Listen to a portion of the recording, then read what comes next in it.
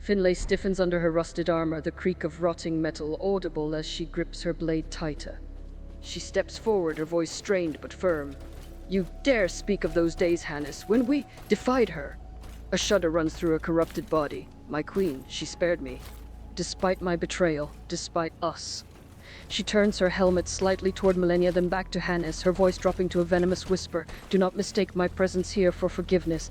I walk this path to atone for her, not for you." The scarlet rot seethes beneath her armor, pulsing with her conflicted heart. "Now speak. What vile thing slithers in Rao's ruins that requires her blade and yours?" I would say that we are now here. It is very, very nice.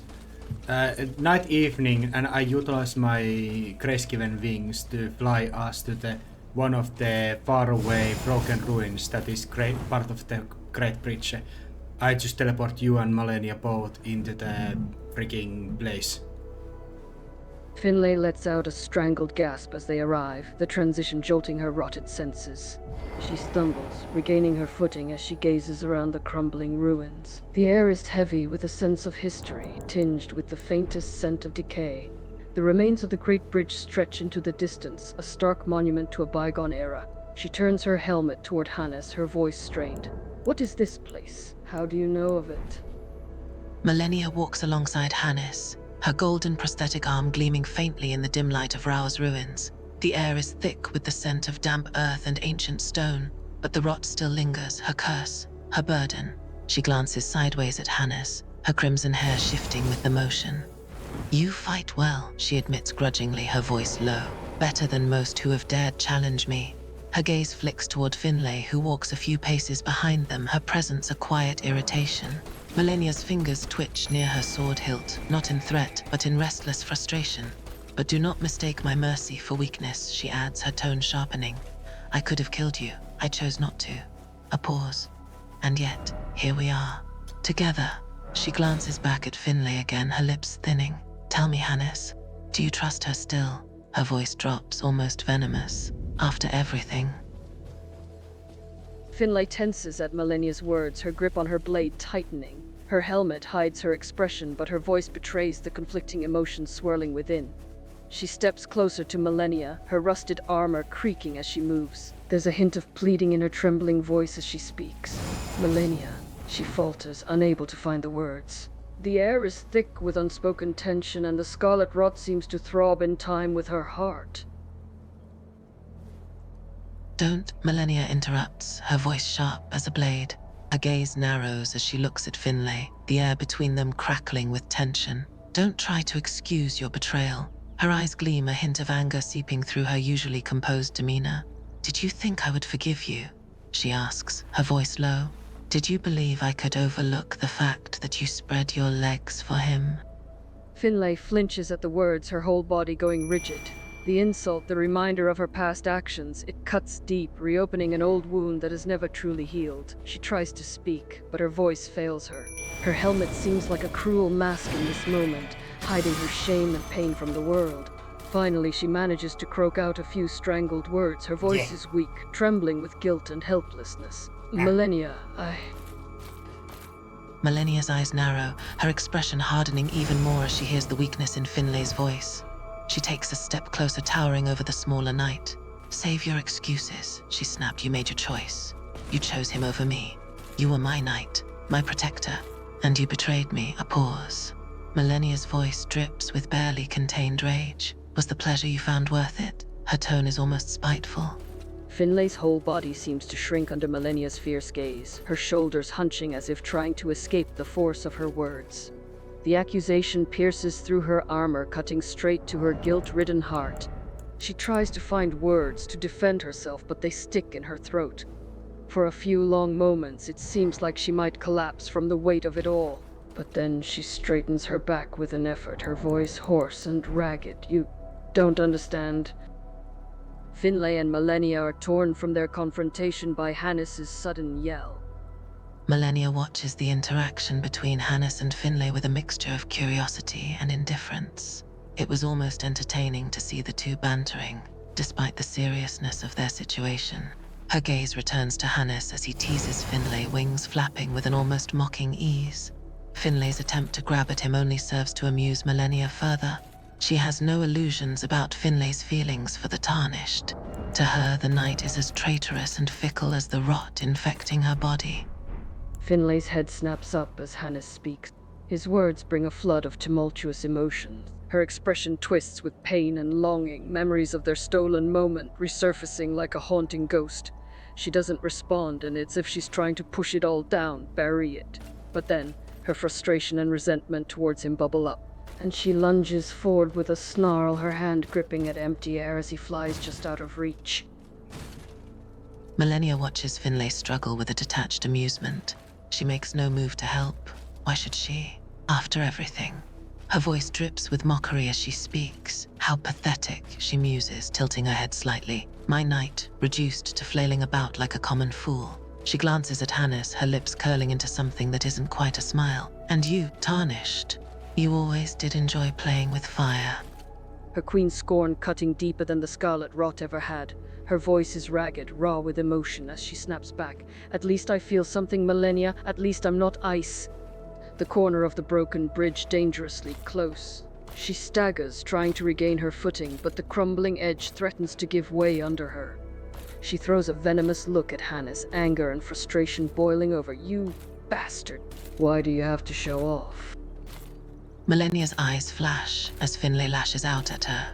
The reminder of her emptiness is like a dagger through the heart. She grits her teeth, her fingers clenching into fists. Feeling, she spits out, her voice laced with venom. Do you think I wanted this? To be as cold, as unfeeling as ice? She takes a step forward, her gaze locked on Finlay. I am beyond feeling, beyond sentiment. I am a warrior. I am the blade of Miquella.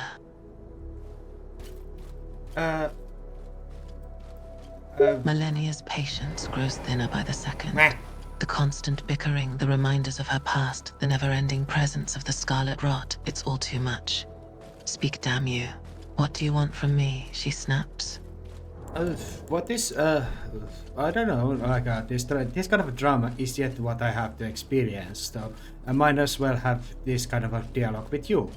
Millennia's gaze flicks up to the crucible wings, now discarded.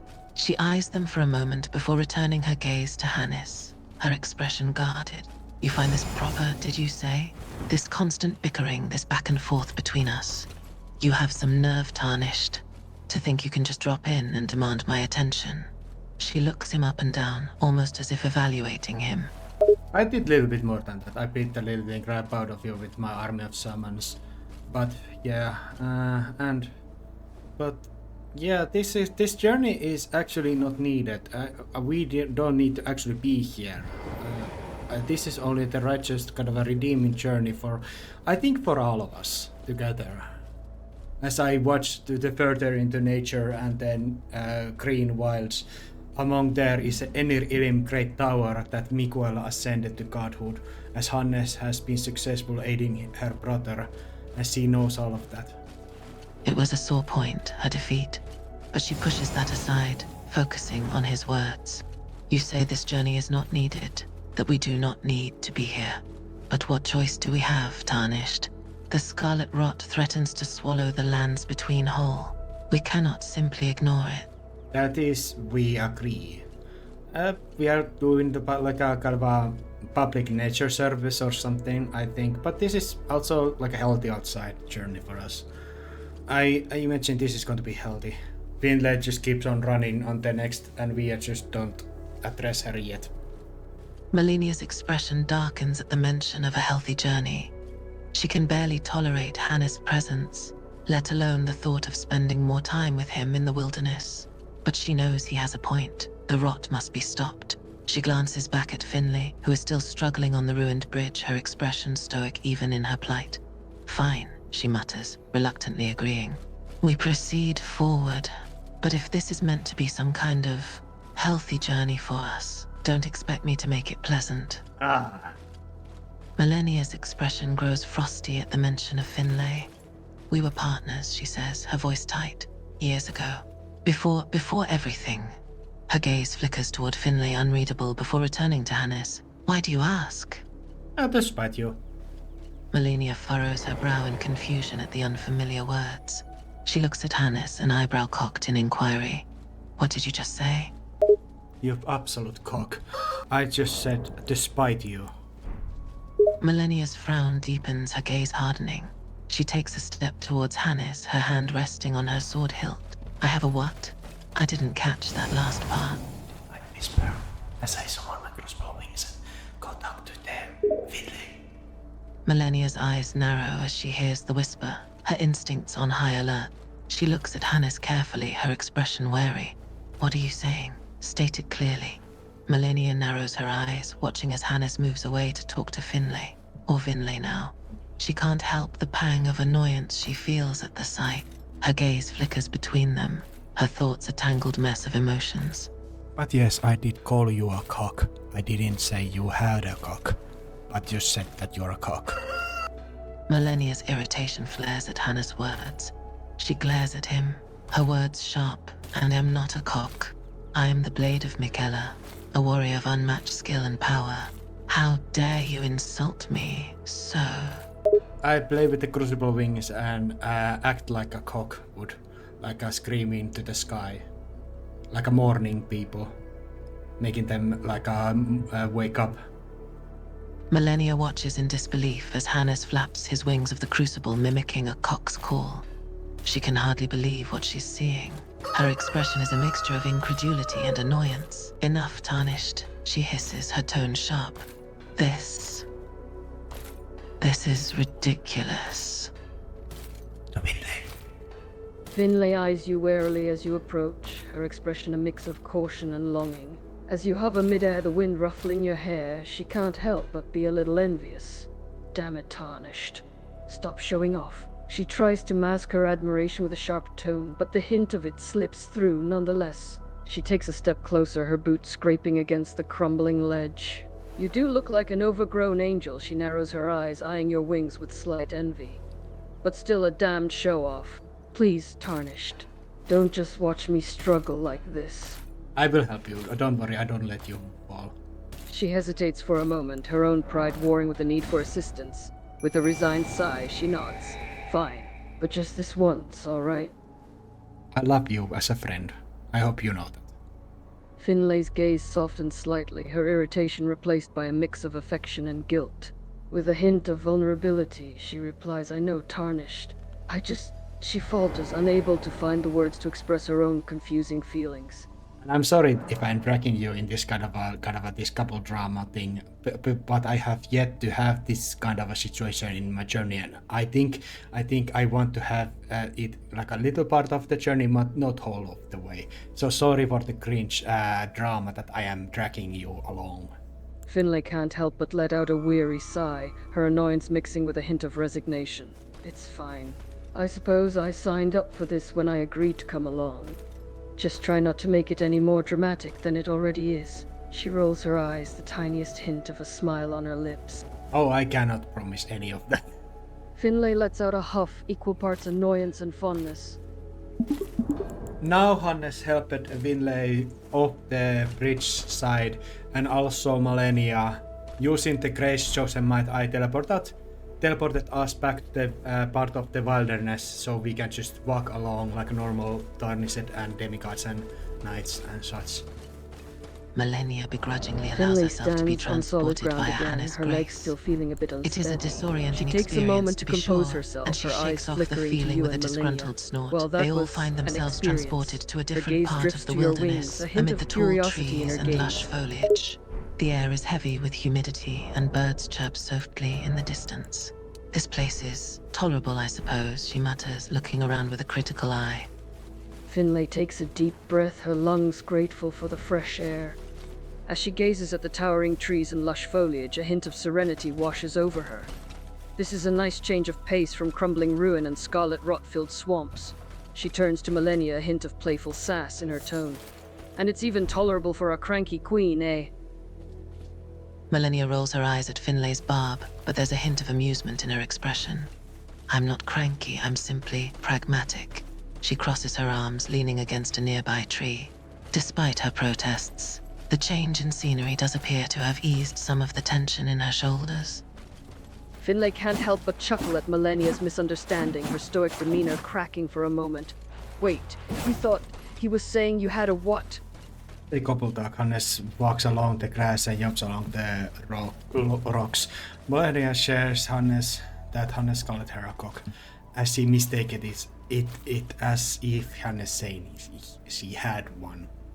Millennia's cheeks flush at the realization of her mistake, but she quickly regains her composure. I misheard all right, she snaps defensively. He has the maturity level of a 12-year-old, I swear. She tries to stifle her laughter, but the image is too absurd. She glances at Hannes, who continues to jump around the grass with an air of nonchalance. Oh, that. He's an odd one, that Tarnished, she says, shaking her head. One moment he's calling you a cock. The next he's bouncing around like he's on a sugar rush. She looks over at Millennia, a smirk tugging at the corner of her lips. It must be tiring, dealing with his antics. Finlay tries in vain to suppress a grin. As Melania's frustration and embarrassment grow, Finlay can't help but find it amusing. Oh, come on, Melania. It was just a simple misunderstanding. And besides, it's not like our dear Tarnished here is the pinnacle of linguistic precision. She glances at Hannes, who is now attempting to balance a small rock on his head without knocking it off. Just look at him. He's more preoccupied with playing circus act. Melania's glare intensifies as Finlay barely contains her laughter. Do not dare make light of this, she growls. Though her own embarrassment is evident in the faintest twitch of her jaw, she points accusingly at Hannes, who is now balancing on one foot. This is his fault. He speaks in riddles and nonsense, and She cuts herself off with a frustrated huff. I hate this journey. This is not. No, don't say that. Don't say you hate this journey. This is my journey. Millennia scoffs at Hannah's words, still feeling the lingering embarrassment from her earlier misunderstanding. Yes, a journey you have dragged us all into. She shoots him a glare. And don't tell me how to feel. This journey is a curse. Okay, we go fight the bear. Millennia raises an eyebrow at the suggestion. What do you mean, go with a pair?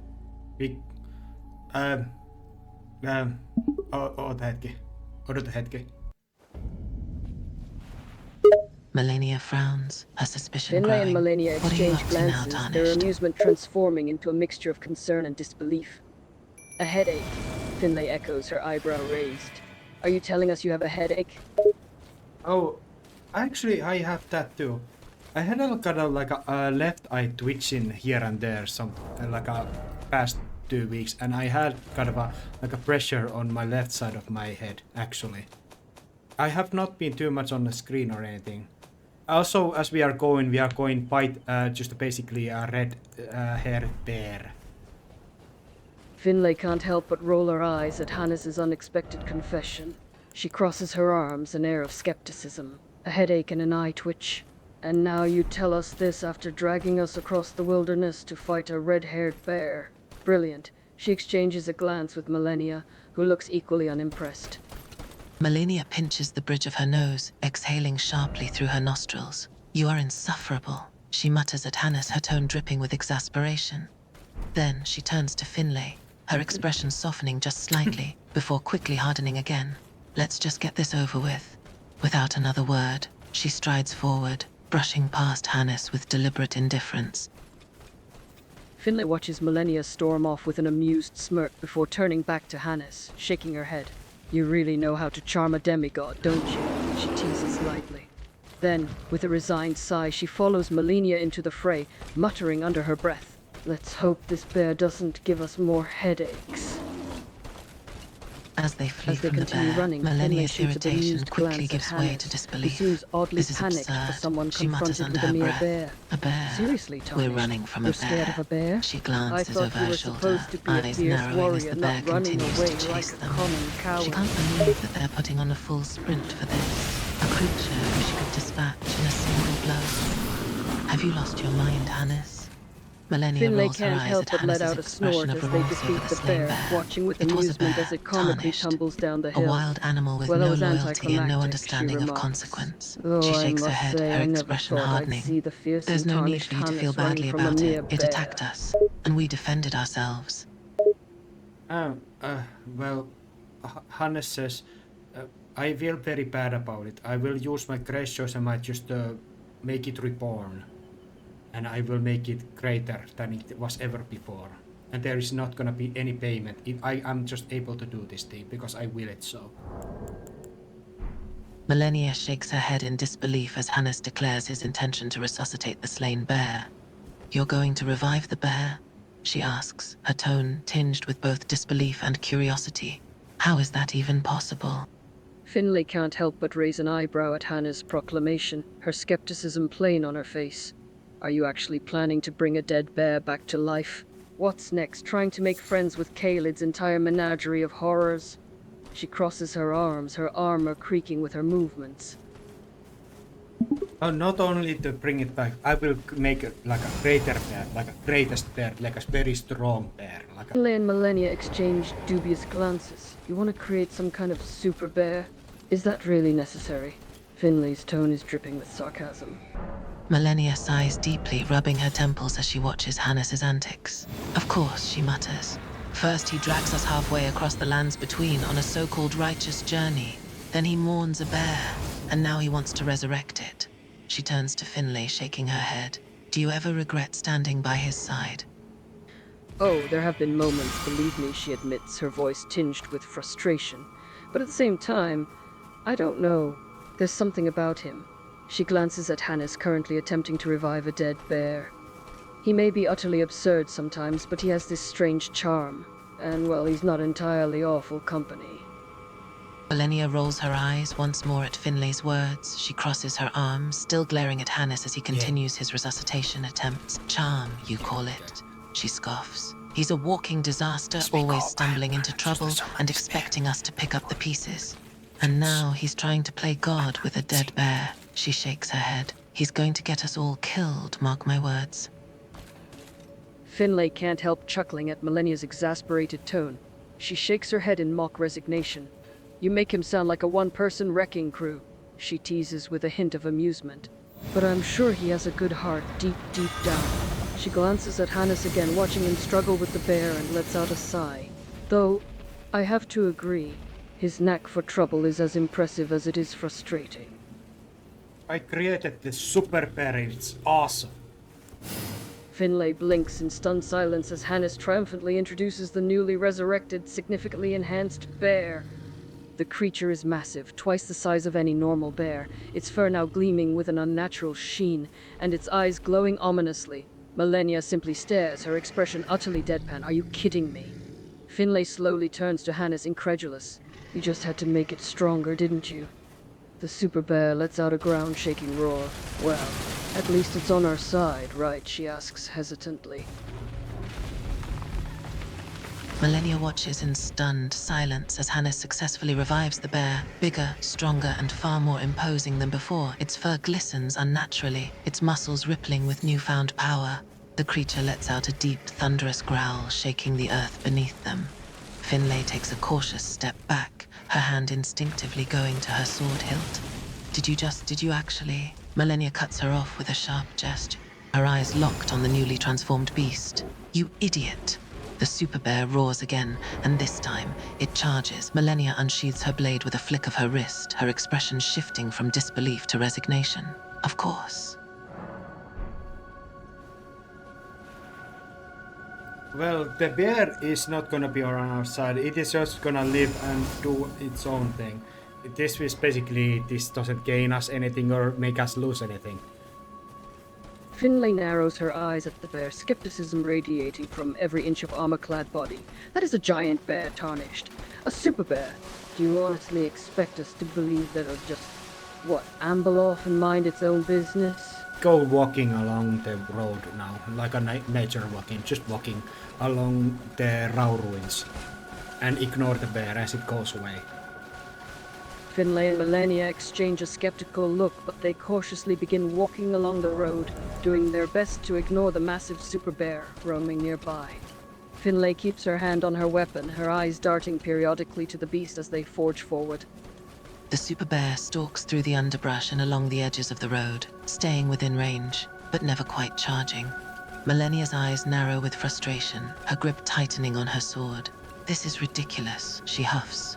Being chased by a bear, she shoots a wary glance over her shoulder, watching as the creature continues to shadow their journey. Bear just leaves and stays. Finlay, you and I, we walk along this kind of a half road that seems to be like a part of the old ruins and such. We go journey to across the grasses and trees and cliffs here and there. Millennia follows behind Finlay, keeping a close eye on their surroundings, and the super bear stalking them. The air is heavy with humidity, and the scent of fresh earth and the chirping of insects and the call of birds fills the air. The trees and grasses tower around them, their presence almost claustrophobic. The cliffs are steep in some areas and treacherous in others. Malenia is afraid of some heights and Hannes has to mimple back to her always. Finlay follows him no problem, jumping down and up here and there, but Malenia always is less likely to jump down a couple meters. Inconvenience or her own natural kindling not to go kind of a hardcore routes. Malenia growls at Hannah's playful teasing and mockery of her fear of heights. I'm not afraid, she protests stubbornly, her cheeks turning a faint shade of crimson.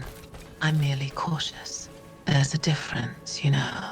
Oh, I would be absolutely terrified if I didn't have this grace juice and might just come back from the death. Malenia shoots a sharp glance at Hannes, her expression half annoyed and half amused. Ah, yes. Your whole I'm not scared of anything act. Very impressive. She rolls her eyes, but there's a touch of grudging admiration in her voice. Okay, we walk. Malenia covers here and there, but she follows us after we kind of like a journey back to her. But you, Finlay, you jump along me, drop here and there without any problems. You don't have fear of heights. Finlay moves with an unexpected agility, her movements fluid and precise despite her heavy armor. She jumps from platform to platform with a casual ease, her focus solely on keeping pace with Hannes. Let's go to this one very large route.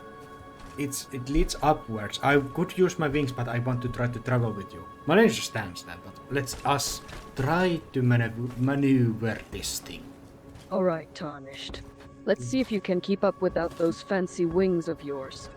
She begins climbing the path, her movements sure and steady even in her heavy armor. We go along. Finlay leaps down from the high path, landing on a lower ledge with a slight thud. No, you jump off. I told you I can handle this climb without your wings, she replies with a hint of smugness.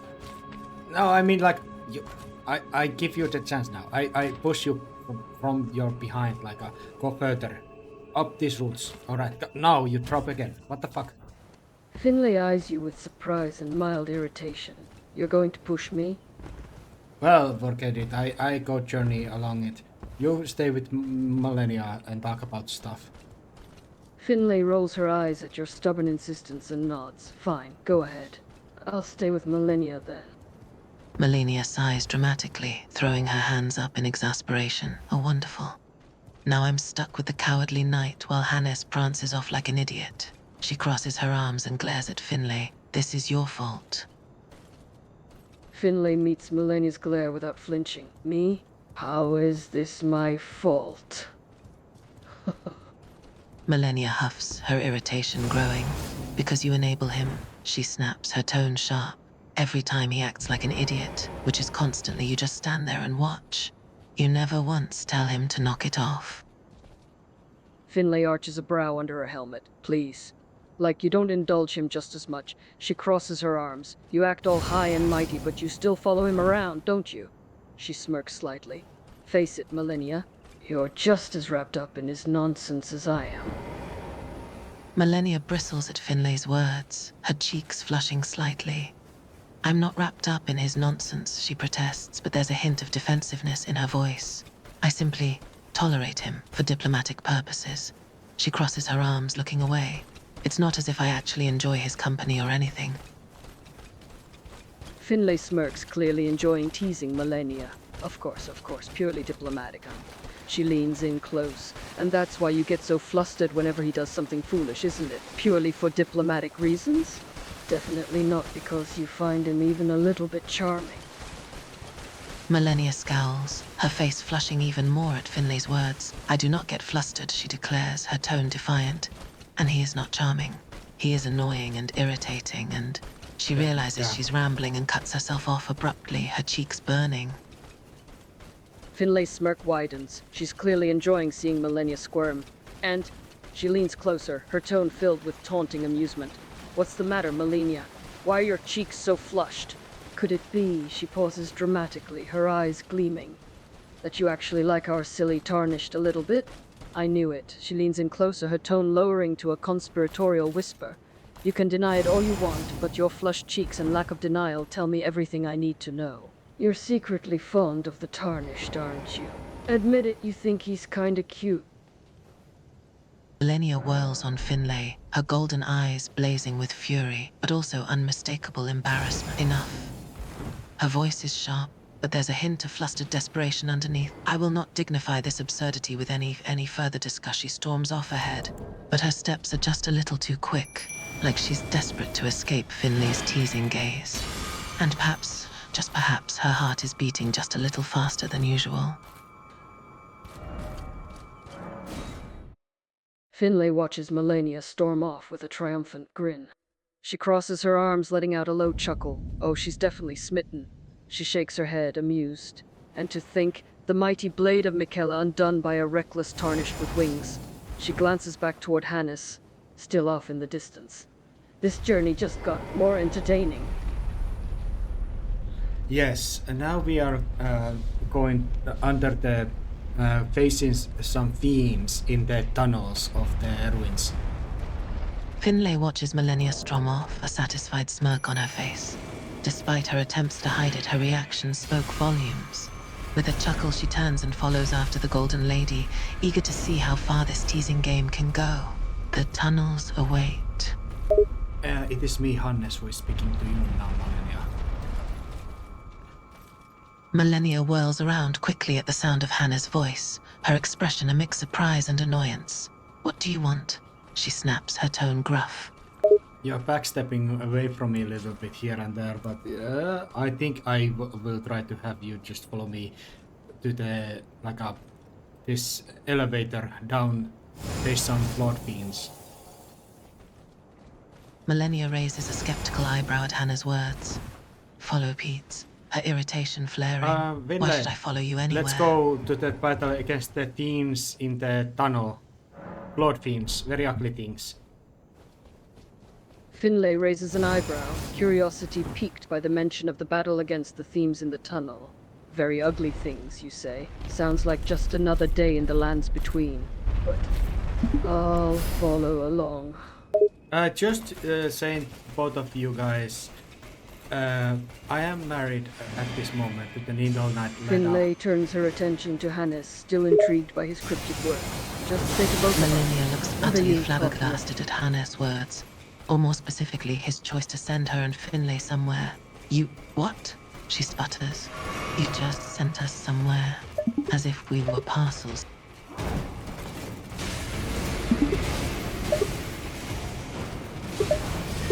I will say, Hannes now says, I am already married, so let's keep this discussion about attractiveness and such a more minimal, because I am more about how to say, I think classical type, because I am married to the Needle. Curious, Finlay quirks an eyebrow. Classical, you say? Care to Malenia elaborate stares on at that? Hannes. Finlay can't help but chuckle at Hannes' statement. Married to the Typical needle, mix of as earnestness in and an absurdity, object, still endearing as a ever. piece of medical All equipment. right. No more talk of attraction or affection since you're a happily married tarnished now. Her tone is light and teasing, clearly amused by his declaration. Finlay Malenia's furrows her confusion brow only in deepens, her confusion. I'm frown afraid you've deepening. lost me, Needle Knight tarnished. leader, the Who is servant this of who? Needle Knight I've never leader? heard of. She And trails who is off, this Nicola you realization speak slowly of? dawning. Michaela. Yes, the Needle Knight leader, the last knights that served Nicole the Kind. I am his spouse and she's mine. Finlay knows about this already, for she aided my wife to get me this twin blade of abundance in the Eneriling. But yeah, I think I told you this to Malenia also, but I might as well say it now. Malenia's mouth hangs agape for a Finlay's moment, expression unable clears to as she believe what she's understands the hearing. context. You I you see. married Michaela's So nurse, Leda is the Needle and you have a Knight who twin served blade of Niquella the abundance. Kind. I remember you don't even know mentioning where to her begin, before, she though shakes I've her not head, heard this still story reeling yet. from She this nods, unexpected encouraging you to revelation. continue. Okay, let's go. There's a tunnel that you guys don't really want to go through. Why is that? It is like a four ways. It is like a puzzle piece of the four outlines. It's kind of a cubic tunnel, and it is fully enough to hold both of you, but you are just not coming through it. Melania Finlay looks narrows at the her tunnel eyes at skeptical. Hannes, her Looks like a irritation simple growing with tunnel each to me. passing moment. Why would we not You have a want to go habit of being through it? frustratingly cryptic, you know that. Would it kill you to clarify for once? She's got a point, Tarnished. You can't just claim there's something wrong with this tunnel without explaining why. We need to know what the potential danger is. Melania shoots Finlay a grateful look. Thank you. Nice to know someone here understands the importance of clear communication. She turns back to Hannes, expectant. Oh, fuck off. Finlay crosses her arms, her eyes fixed on Hannes. Well, Tarnished, care to enlighten us? What exactly is the problem with this tunnel? Nothing is trouble with it, but you guys seem to have it so. Finlay squints at Hannes, confused. What in the name of Marika are you talking about? Who seems to have it? So... But I don't know what we have talking about. This is nonsense. Finlay groans, her patience Hannes wearing hesitates, seeming to Enough choose his with the words little carefully. nonsense. It's You No, I not claim the there's tunnel something itself, he wrong says with the finally. tunnel, and yet It's you what refuse lies to beyond the explain what tunnel it is. that's the This problem. is starting to feel like a wild goose chase. This communication thing, it is my spite, my problem. Not any fault of you guys. It is my fault. Melania rolls her eyes, but her frustration is tinged with a touch of Finlay and amusement. Melania exchange Well, a at look, least you their acknowledge interest it, I piqued. suppose. Go on, And you're Finlay going urges, to her tell us voice what the now problem tinged is. with curiosity rather than annoyance. Not really, no. What I am not exactly gonna awaits tell you us any beyond the of this, tunnel? but we get through this freaking tunnel. Melania's patience is growing thin at this point. You're not going to tell us? She crosses her arms, her irritation flaring once more. Why not? What harm would it do? Finlay raises an eyebrow. Once we get through the tunnel, then what? My large hand is on your face, kind of a shush, dear companion. Let's just focus on the journey. Finlay sighs, her annoyance returning in full force. You are exasperating, Tarnished. But fine, let's focus on the journey. Lead the way. Melania grumbles under her breath at Hannah's stubbornness, but she follows him towards the tunnel nonetheless. Finlay walks close beside her, both women wary. As they step into the tunnel, the air becomes cool and damp. Shadows cast strange shapes against the stone walls, dancing eerily in the meager light that seeps in from outside. They can faintly hear the echo of water dripping somewhere in the distance. Finlay's hand grips the handle of her weapon tighter, her senses on high alert. This is ominous, she mutters under her breath, her eyes darting around the dimly lit tunnel. Something about this place feels... Yes, we are now going to the wilderness, open areas, to the green place. We leave the tunnel behind. The tunnel spits them Finlay out lets onto out an a open small sigh of hillside, relief as they surrounded exit the by cramped towering tunnel, trees and rolling breathing a sigh of grasses. relief at The the air is sight of fresh open and cool, space and and the fresh faint air. smell of damp soil Thanks, fills the Marika. air. I was starting to They have feel a broad view of a claustrophobic in vast there. landscape, a mix of grassland, forest, and rocky terrain.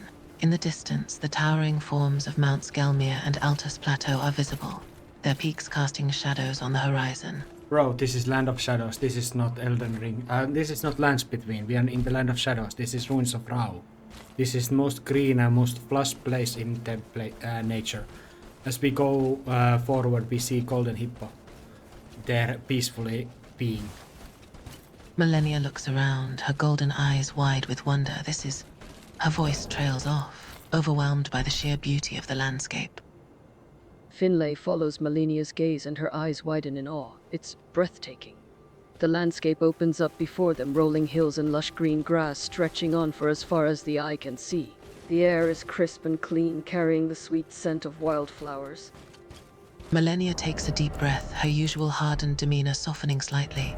Yes, it is. She glances at Hannes, her expression unreadable. But there's no denying that the sight has moved her. Perhaps this journey isn't entirely pointless. Finlay and Millennia exchange a glance, their curiosity piqued at the sight of the oversized golden hippo. They can sense the power emanating from the creature, and its sheer size is intimidating. But they know better than to disregard Hannah's command. No battling the golden hopatus, got it. Finlay says, a hint of a smile tugging at the corner of her lips. Millennia raises an eyebrow as Hannes urges them to avoid the golden hippo. We're not going to fight it? She glances at Finlay, a hint of puzzlement in her gaze. Finlay shrugs, her gaze fixed on the hippo in the distance. Apparently not. Our dear Tarnished has instructed us to simply walk along the edge and ignore the giant golden beast. I suppose we have no choice but to comply. Millennia sighs, rolling her eyes. But mark my words, this hippo will be trouble. She begrudgingly follows Hannah's lead, keeping a wary eye on the golden beast. Finlay smirks, falling into step beside Millennia. At this point is practically our middle name. Millennia scoffs, but there's a hint of a smile tugging at the corners of her lips. And whose fault is that, I wonder? As they walk along now, Hannes walks before them and she just engages with Finlay, like truly engages with Finlay, ignoring Hannes. Millennia watches with growing annoyance as Hannes seems all too happy to chat with Finlay, seemingly ignoring her own presence. Dude, Millennia, I told you to engage with Finlay. Do not engage with me. Engage with Finlay. I go forward and do my own thing. Millennia's irritation grows, her eyes narrowing as she watches Hannes and Finlay chat happily ahead of her. Her jaw tightens, her fingers curling involuntarily into fists. Bro, you don't believe me. I tried to tell Millennia to engage with you, but she just insists that we are engaging and she's ignored. What do I do? Finlay arches an eyebrow at the abrupt change in topic. Engage with me? What do you mean?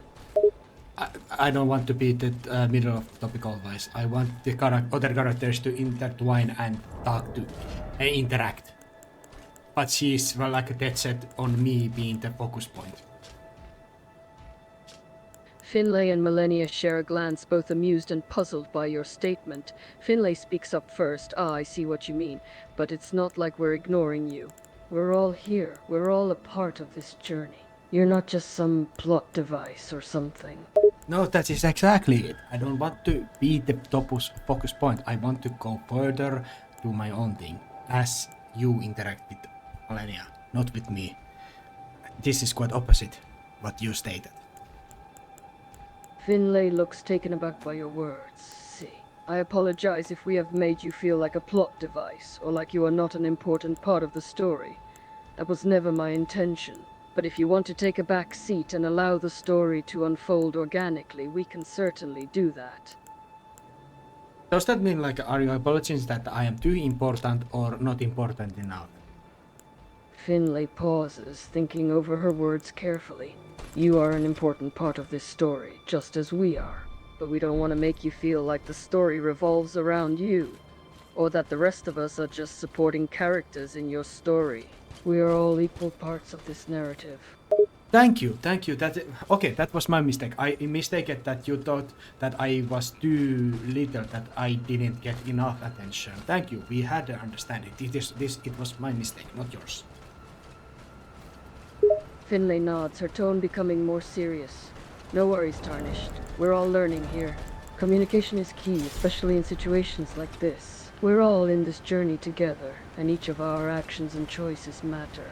As long as we work together, we can overcome any obstacle that stands in our way. Millennia sighs dramatically, rolling her eyes at Finlay's earnest words. Yes, teamwork and cooperation, how noble, she mutters sarcastically. Still, despite her grumbling, she keeps pace with them, her steps slightly more purposeful. Finlay smirks, nudging Millennia lightly with her elbow. Oh, don't act like you don't secretly enjoy our little group dynamic. She glances back at Hannes. And admit it, you wouldn't trade this journey for anything. Yes, he would.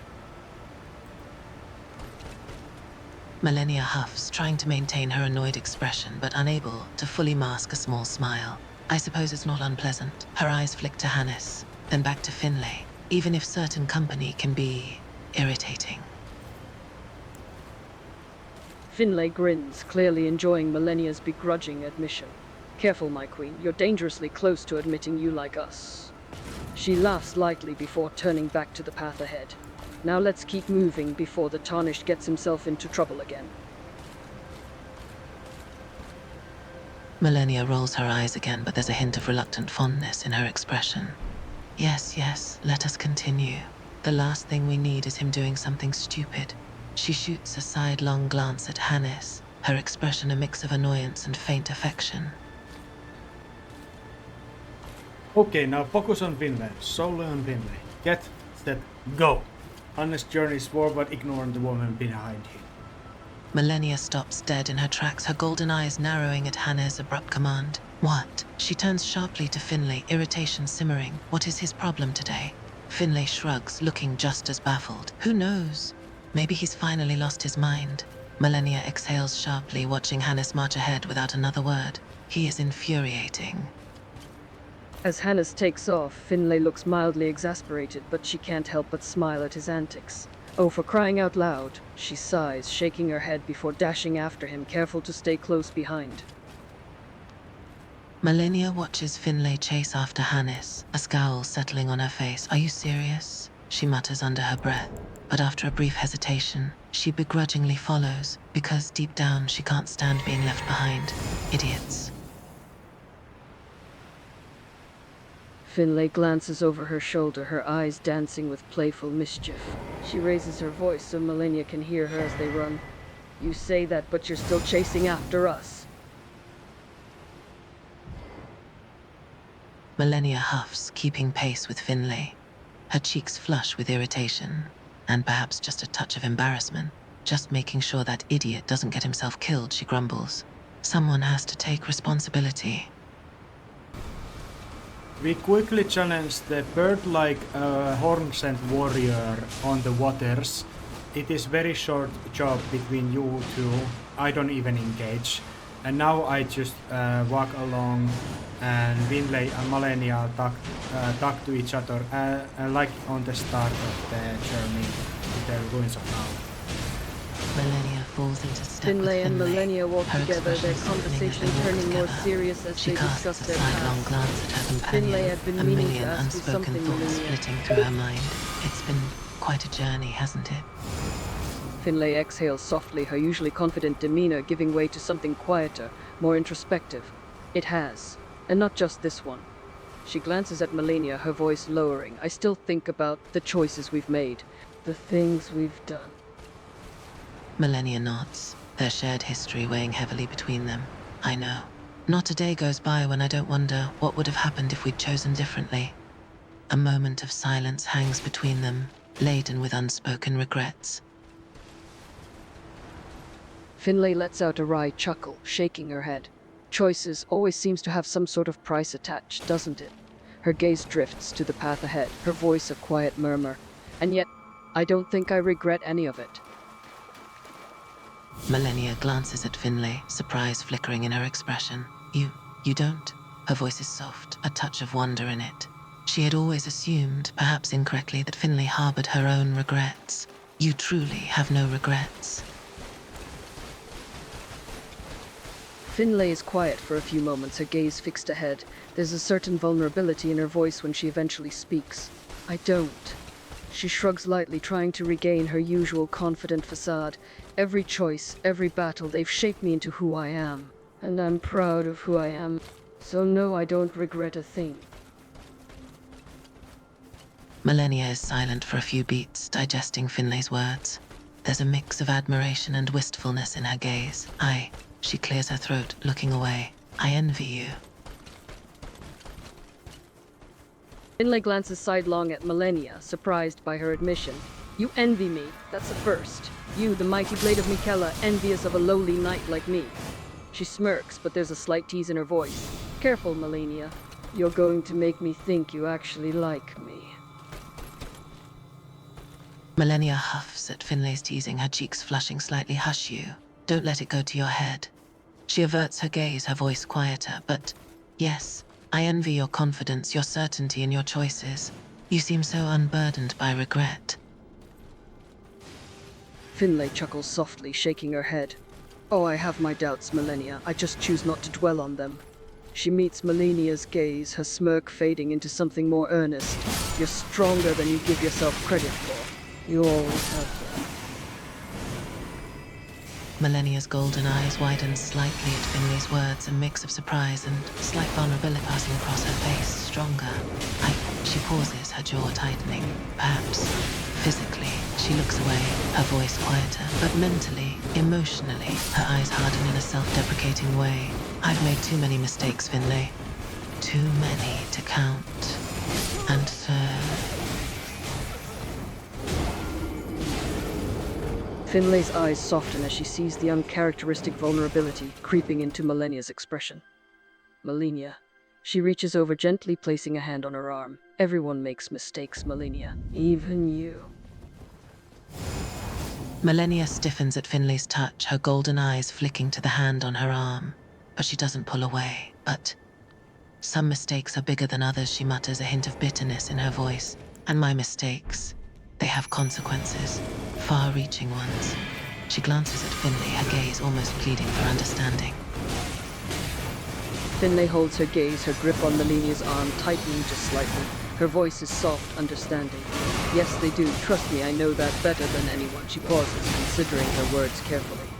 But they also lead to lessons, growth, even happiness. You have to stop carrying the weight of your choices like a burden, Malenia. It'll only hold you back. Malenia looks away, her jaw tensing. Finlay's words hit close to home and she hates to admit it, but there's truth in them. Easier said than done, she mutters, her voice tinged with frustration. You think I haven't tried to let go, to move forward? But every time I close my eyes, all I see is her voice trails off, haunted. Finlay sighs softly, her grip loosening slightly. I know, trust me, I understand. She hesitates for a moment, then adds, but maybe you don't have to carry it all alone. Maybe that's what we're here for. She gestures to herself and by extension, Hannes.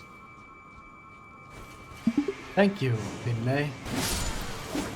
Finlay gives Hannes a sidelong look, her expression softening at his words. Of course, tarnished. She glances at him, a mix of curiosity and concern in her gaze. You've been quiet this whole time. You have something on your mind? As we go forward, we are in the old horns and ruins that is spared from the Mesmer's war. Here are the dark, shadowy spirits and warriors that attack us. I focus on exploring as you guys are just talking. I prefer this, but yeah, this is very old, very like old biblical ruins and stuff. Finlay takes a moment to survey the area, her eyes scanning their surroundings. This is quite something. It's like stepping into the past. She follows along, her steps echoing on the ancient stones beneath their feet. Malenia keeps pace beside her, her eyes taking in their surroundings. The ancient ruins are a stark contrast to the lush landscapes they traversed earlier. The air here is thick with the weight of the past, and the stones themselves seem to carry whispers of ancient stories. Yes, it feels different here, important. Malenia, this place is the place that was spared from Mesmer's flame, the war that Marika ordered so long ago. It is very old and it is very interesting place. Hornset people of this destroyed culture are, and the plus wilderness is remnant of the old civilization. Just mentioning, this is nothing to do with us, I'm just interested. Malenia's eyes widen as she takes in Hannah's word. She had heard whispers of this buried place, from a time when the lands between were still warring for dominance. She glances at him, curiosity piqued. I see. So, this place was once part of Mesmer's flame and later destroyed by Mardeka. And you believe it holds clues to a previous civilization? About the Hornsent culture. You know, the land of Sanas that, yeah. But we are running in these great halls, this kind of a labyrinth almost, and there's a giant freaking door over there. It has old ruins, carvings on it, and I open it. Millennia's eyes widen as Hannes easily opens the ancient door. She marvels at his strength, impressed despite herself. Impressive. That door must weigh. She trails off, her gaze fixating on the carvings on the door. They are faint but still somewhat recognizable, albeit worn with time. We go for further, and now there is giant scorpions. Binley remembers them as we traveled in the Emir Ilin Tower, and she battled some of them with the needle that led up. But in these ruins they are a little bit stronger, and we fight them together, you, Molenia, and Hannes. Millennia swings Finlay her blade with glances at precise, the giant deadly grace, scorpions, each their blow deadly finding tails its mark. glinting in the The dim giant light. scorpions Here we are go no again. match for her She skill, unsheathes but they her are sword, ready formidable for battle. opponents. With her Melania golden follows blade suit, dancing her through the blade air, gleaming in the she swiftly half-light. cuts down each one. Finlay fights alongside Melania, her sword stroke strong and deliberate. Despite the scorpion's increased strength, she dispatches them with practiced ease. Nicely done, she remarks, nodding toward Melania's swift victory. Millennia gives Finlay a brief appreciative nod before turning her attention back to the path ahead. Now, what lies beyond this, she muses, her golden eyes scanning the ruins. She steps forward cautiously, blade still at the ready. Finlay keeps pace beside Melania, her eyes sharp and wary. Whatever it is, it's bound to be unpleasant. She smirks slightly. But then again, when isn't it? Millennia exhales sharply, flicking the remnants of Scorpia from her blade before sheathing it.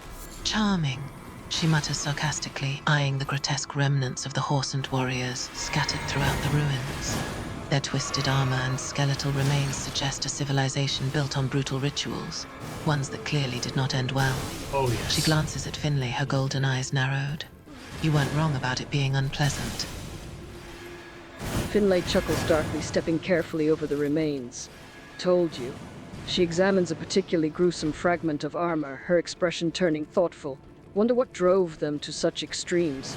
She shakes her head, looking back at Melania. Glad we're not that desperate. Millennia follows Finlay's gaze, her eyes flitting over the shattered remains. An unusually somber look passes over her face, as if stirred by memories best left forgotten. Desperation has a way of driving otherwise good people to do unspeakable things. She takes a deep breath, pushing aside the uncomfortable thoughts that always seem to linger at the edge of her mind. Let's keep moving. Finlay notices the shadow of something dark in Melania's eye for just a brief moment, but decides not to push the issue. Instead, she nods, falling beside her. Agreed. Best not to linger here any longer than we have to.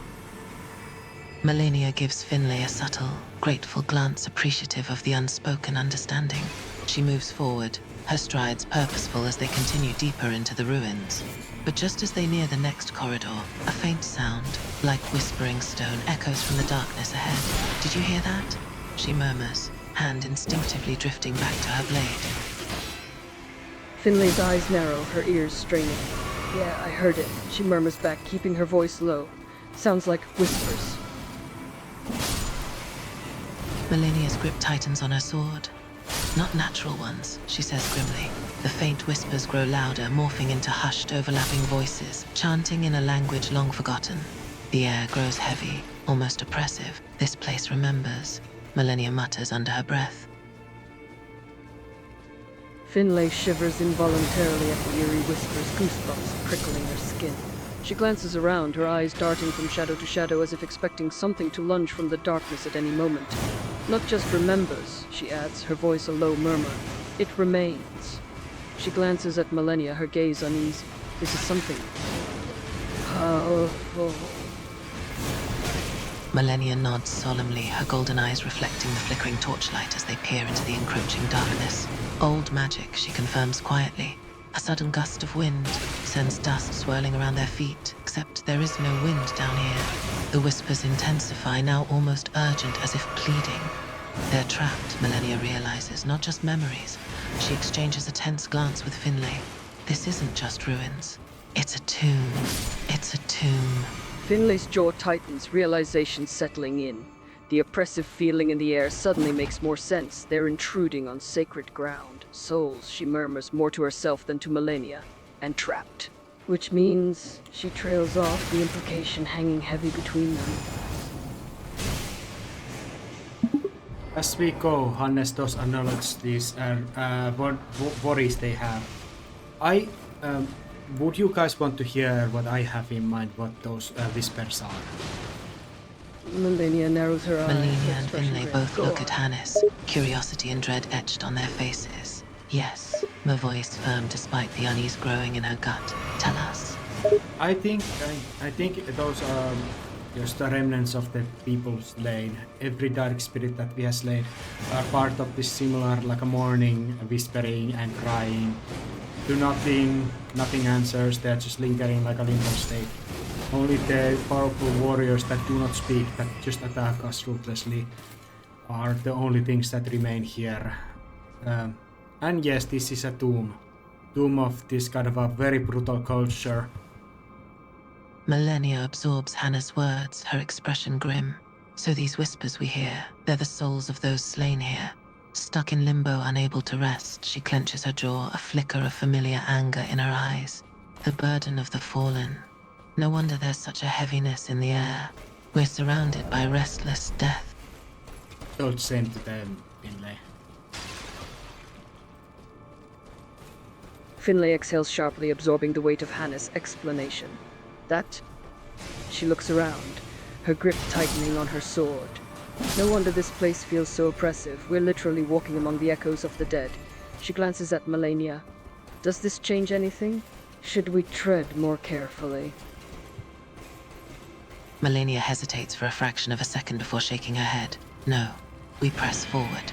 Her golden eyes flicker with resolve, and something darker, something haunted. They're already dead. There's nothing we can do for them now. She glances at Hannes, her voice dropping low. But we can make sure their suffering wasn't in vain. Lead the way. Finlay nods, steeling herself. Melania's resolve is contagious, and she feels a renewed determination. She turns back to the darkness ahead. All right then, let's go.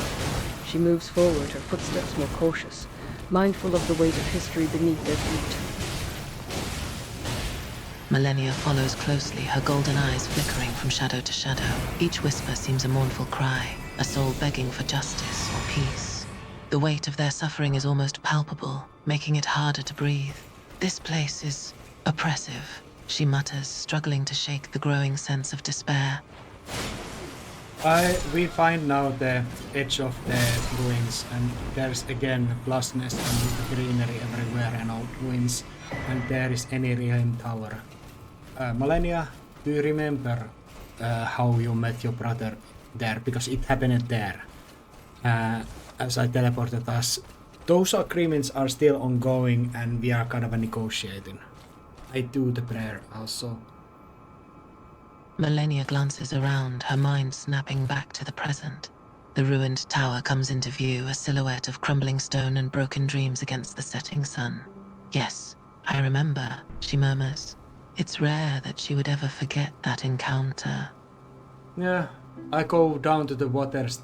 There is an old crucible knight. Finlay scans the area, her eyes narrowing as she notices the crucible knight. Be careful, Hannes, she warns under her breath. I go face the crucible knight alone. Melania and Finlay both watch in tense silence as Hannes faces the old knight, their hands poised on their weapons, ready to intervene if necessary. It has a great hammer that it wields very profoundly. Melania watches the fight with a mixture of awe and trepidation. The Crucible Knight is nothing if not lethal, with its great hammer raining down hard strikes with deadly precision.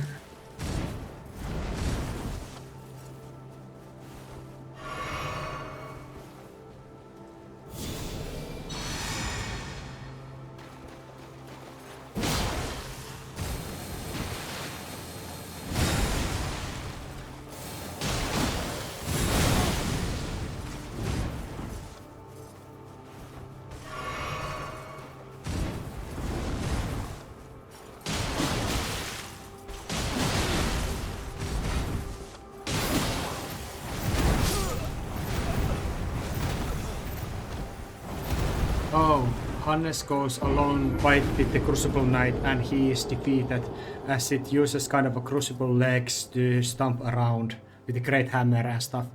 Malenia and Finlay are on the edge of the higher place as Hannes is going there, but he is defeated. And they return to the place where he is returning from the grace. Finlay lets out a breath she didn't realize she'd been holding, lowering her blade as the Crucible Knight goes still at her feet. Finally, that was a tough one. She looks exhausted, her armor scuffed and dented in places, and there's a cut on her cheek. Oh, not yet, not yet. I'm planning to have let you and Malenia battle it at least once, but I prefer to defeat it my own. Finlay quirks the corner of her mouth in a half smile, amused but also eager. All right, go for it. Malenia rolls her eyes, but she can't deny the thrill that surges through her. She grips her weapons tighter. You just want to see him get his ass handed to him. Finlay smirks, her eyes gleaming with mischief. I won't deny it. She crosses her arms, leaning back against the wall to watch the show. Malenia gives her an exasperated glance, but turns her attention back to the fight, her pulse quickening with anticipation. This will be a fight, all right. Finlay grins under her helmet, settling into watch. This ought to be good. She gestures mockingly at Hannes. Don't disappoint us now. Malenia sighs but doesn't object. Instead, she leans forward slightly, golden eyes sharpening with focus. Try not to get completely flattened, she mutters under her breath. As we go forward, I was defeated and I returned from the grace. And you guys follow me to the more wet grounds of the more green down layers of the chambers. Finlay and Malenia follow close behind, taking in their surroundings. Malenia and Finlay are both a bit taken aback by Hannes' sudden with a defeat, faint dampness having in the air that underestimated the reminds Crucible Finlay of a Knight's hot power. spring. Well, you Finlay put up a good smirks as fight, she follows Finlay Hannes. remarks, Don't her tell me voice you lost tinged with already. dry To a amusement. single Crucible Knight. Yes, I did. I lost to the freaking Crucible Knight. Now we go down and fight against the man-sized flies.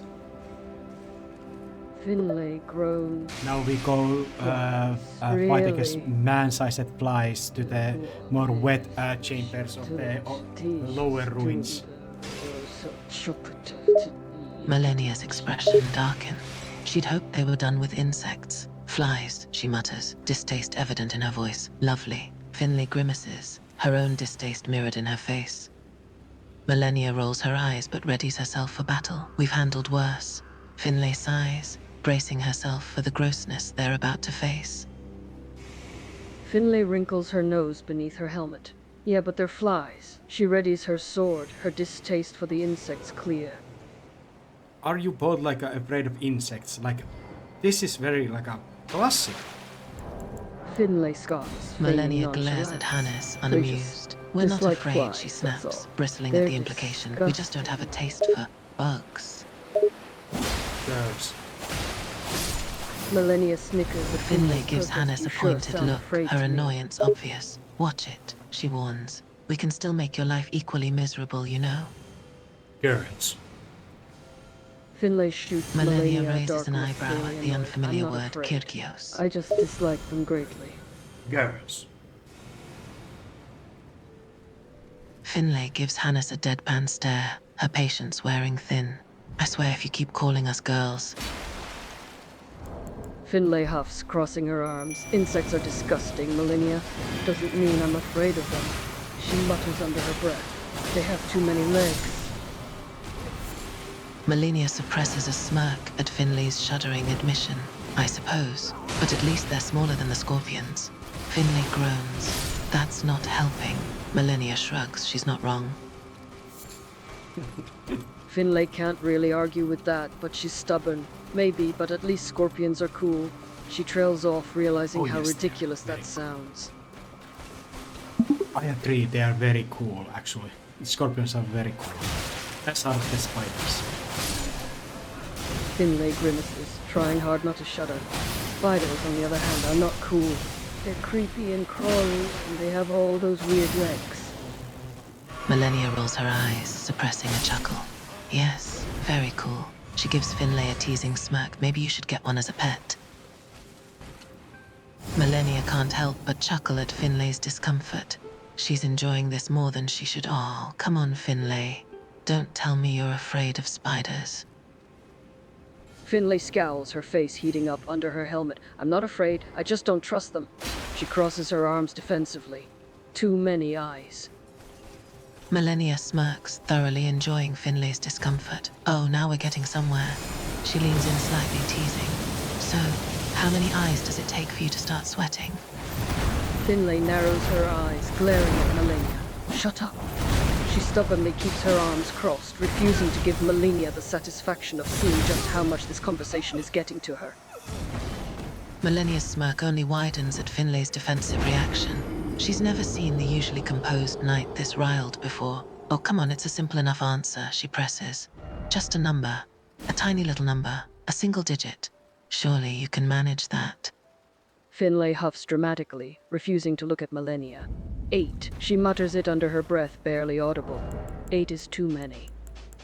Millennia almost laughs out loud. She can't help it. The usually composed knight reduced to muttering about an insect's eyes. Just 8? And what about 9?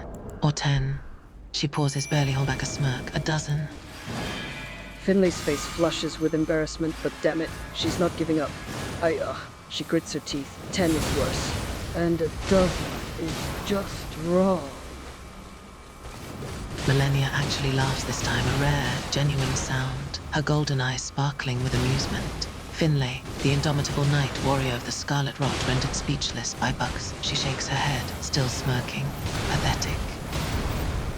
Finlay blushes furiously, her annoyance quickly morphing into indignation. Shut up, Millennia, it's not my fault, they're just creepy, is all. She crosses her arms again, scowling. There's too many eyes, and legs. And they have all these weird little hairs on their legs, and they're so squishy. Hannes pushes them to engage more and bites the crucible bitch as they do. Millennia can't help but burst out laughing at Finlay's increasingly flustered rant. Oh gods, Finlay, you sound like a small child. Are they that terrifying to you? She's barely stifling her own mirth, her eyes shining with amusement. As Hannes engages the Crucible Knight, Millennia and Finlay watch, their annoyance with him temporarily forgotten. About time, Millennia mutters, still trying to keep her amusement at the arachnid analysis under wraps. She turns to Finlay, still smirking. You really do have a thing against bugs, don't you? She teases. Finlay huffs, her cheeks still flushed red. Shut it, Millennia, it's not a thing. They're creepy, alright? All those eyes and legs. And they make that weird skittering sound. She shudders, her face twisting. It's unnatural. Millennia chuckles lowly, shaking her head. You're ridiculous. Finlay shoots her a glare. But Millennia ignores it. Instead, she glances back toward Hannes's battle with the Crucible Knight. At least you're not that ridiculous, she mutters. Actually, when I am fighting, I would count that Crucible Knight has the 6-legged form under it when it summons its like a disgusting crucible legs. It's not quite 8, but it's still 6, and it's stompy, grumpy animal thing. Millennia's smirk disappears as she watches the Crucible Knight transform, her expression morphing into one of disgust instead of amusement. Gross, she mutters, her eyebrows drawing together. Even Finlay is struggling to keep her own features neutral. The sight of the knight's malformed legs is enough to make her own skin crawl, and she can't help but cringe visibly. Finlay grimaces, her lip curling. Alright, that's worse than spiders. She exchanges a horrified glance with Millennia. Much worse. Finlay shudders visibly at the mental image in her head. 6 is almost just as bad, she mutters under her breath. Millennia rolls her eyes, still recovering from her own initial reaction. Really? 6 is almost as bad? She shoots Finlay a smirk, but 8 is somehow the absolute worst number. Finlay flushes again, cursing her fair skin giving away her embarrassment so easily. Shut up, she mutters, avoiding Millennia's eyes. I have a slight bias, alright? Finlay lets out a breath she didn't realize she'd been holding, her shoulders dropping in relief. Finally, it was getting hard to concentrate with all the squelching noises. You hold your breath a lot, don't you? Finlay rolls her eyes. Only when there's weird creatures around. Her gaze drifts back to the slain Crucible Knight. Ugh, that was disgusting. Millennia relents with a small chuckle, letting Finlay off the hook for now. As she turns her attention back to Hannes' fight, we should probably help him. Finlay nods, eager for a distraction. Yeah, before he gets stomped. I did get stomped a couple of times, but yes, I defeated it. And I kind of let the Finlay be a little bit easier. Now we return back to the fight against the man-sized flies. As they return to the arena, Millennia's expression darkens as she gazes at the flying insect. Again, she rolls her eyes, clearly exasperated. I cannot for the life of me understand why the world needs so many bugs. Finlay grimaces next to her, her face twisting in disgust. You're telling me? I fought all kinds of monstrosities, but these things... She shivers. They take the cake for the creepiest. I swear I can feel them watching.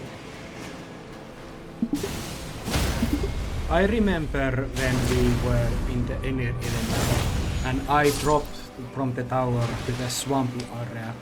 Finlay, you were a lot braver back then when you had companions of the other summons along with you. And we battled a great troop of these similar looking fly-sized men. But why are you now so itchy?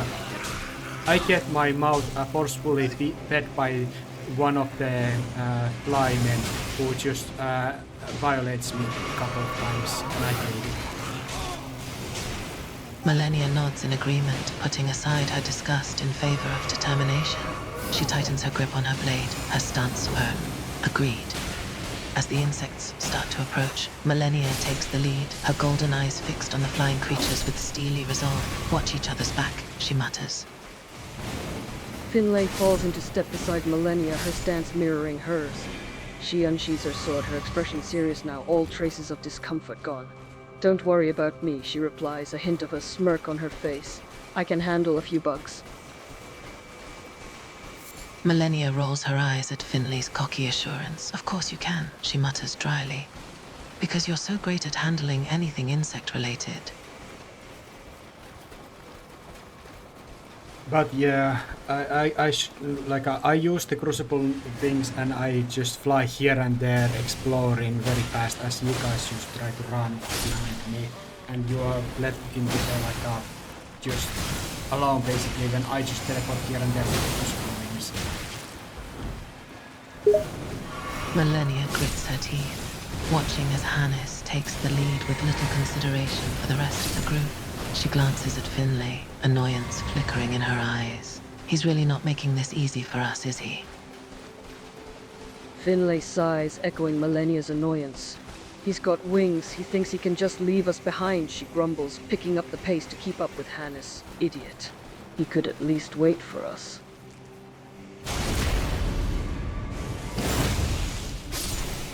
Millennia scoffs in agreement, picking up the pace to match Finlay's. You'd think he'd have the common decency to wait, or use some common sense at least. She shoots Hannes' flying figure a pointed glare. Finlay can't help but roll her eyes. Common sense isn't exactly one of his strong suits, is it? She shakes her head, her expression exasperated. He's too impatient. Always in a rush to get wherever he's going. Millennia lets out a short, dry laugh.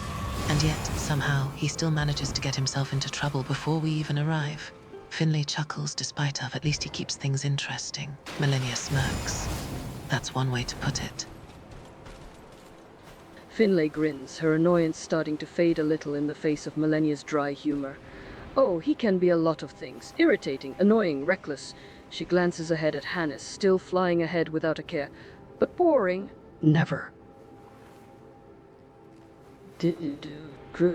Millennia sighs, her smirk softening. True. She watches Hannes. Reckless, impulsive, irritating, but undeniably loyal when it matters. She shakes her head. We'd better catch up before he gets himself killed. Finlay nods in agreement, quickening her pace again. Agreed. Last thing we need is for him to get lost or taken prisoner or, well, worse. She grimaces, imagining all the trouble he could get into on his own. And knowing him, his first instinct will be to charge in and swing his sword at anything that moves.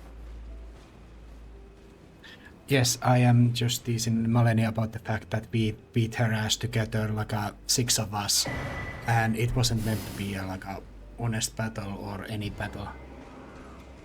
Finlay blinks, trying to make sense of what Hannes is saying, or rather not saying. That wasn't honest battle. Then what was it? It was a therapy session. Finlay's eyebrows shoot up, her confusion growing. A therapy session? We beat each other up in a therapy session. No, we all together beat Malenia up, you included. We beat her so much that she just decided to come with us in the healthy outside walk. Finlay can't stop the smirk that creeps onto her face, enjoying the visualization.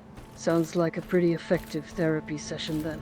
Edge of the cliff, and there's a giant fire column that annihilates me and Finlay, and Malenia is standing there on the cliff, watching this giant fiery beast on the other side of the great ruins.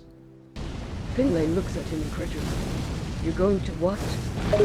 I'm going to call legendary like a mythic round, and I'm gonna beat the living crap out of there. Finlay stares at him for a moment, too stunned to speak. Then, a moment later, she bursts out laughing. You are a goddamn idiot. As we go, Hannes just tells that he is going to beat mythically the living crap out of the giant fire column on the distance. He takes the crucible things and just spreads them and goes against this fiery beast like the legends of or something. Malenia and Finlay watch as Hannes charges into battle with undaunted bravery. Reckless as ever, Malenia mutters, shaking her head in disbelief.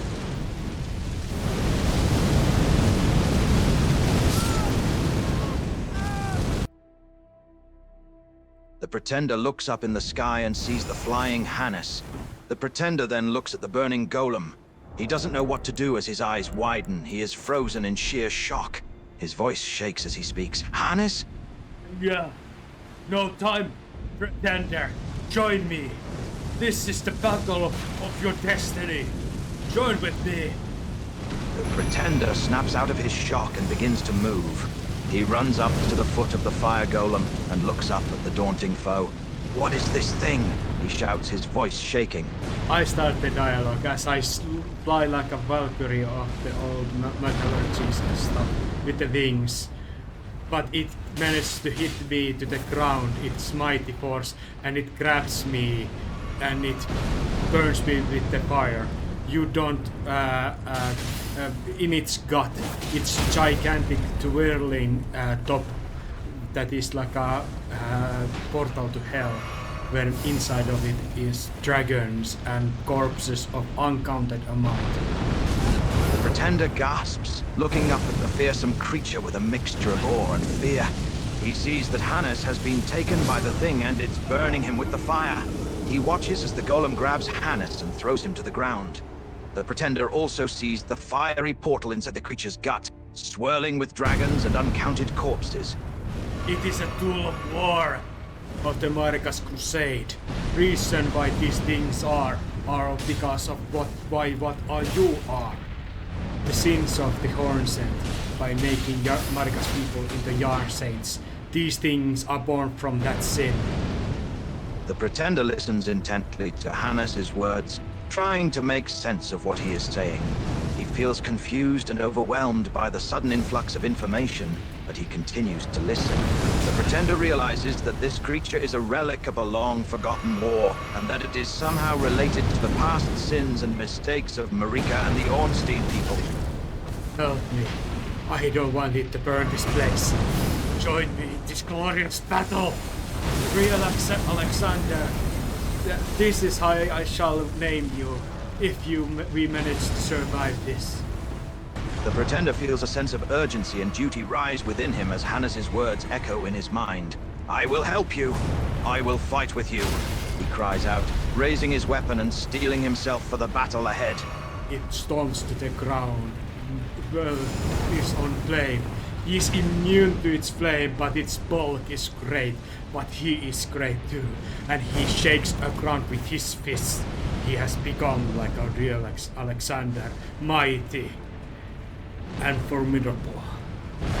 Fire Golem slams to the ground, creating a shockwave that shakes the ground. It seems impervious to its own flames, but its bulk is massive. The Pretender feels small in comparison, but he refuses to give up.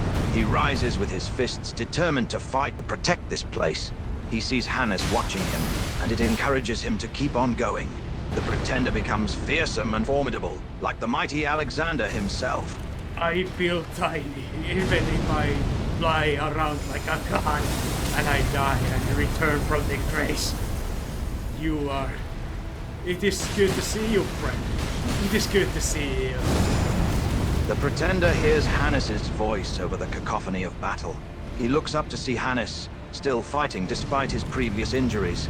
It's good to see you too, the Pretender says, his voice rough from the effort of battling the Fire Golem. I use the twin blade of golden light and strike it with heavenly light. It doesn't move, it doesn't falter. It jumps unnaturally high and slams to the ground, bringing fire everywhere. Alexander both cracks, but fire doesn't melt him, doesn't do anything. He fights with the fierce battle cries of warriors inside of him, all yelling to defeat this beast of a war, this thing of war. Golem stands unfazed by Hannes' strikes of heavenly light. It jumps high into the air and slams down hard, creating a massive shockwave that ignites the area with fire.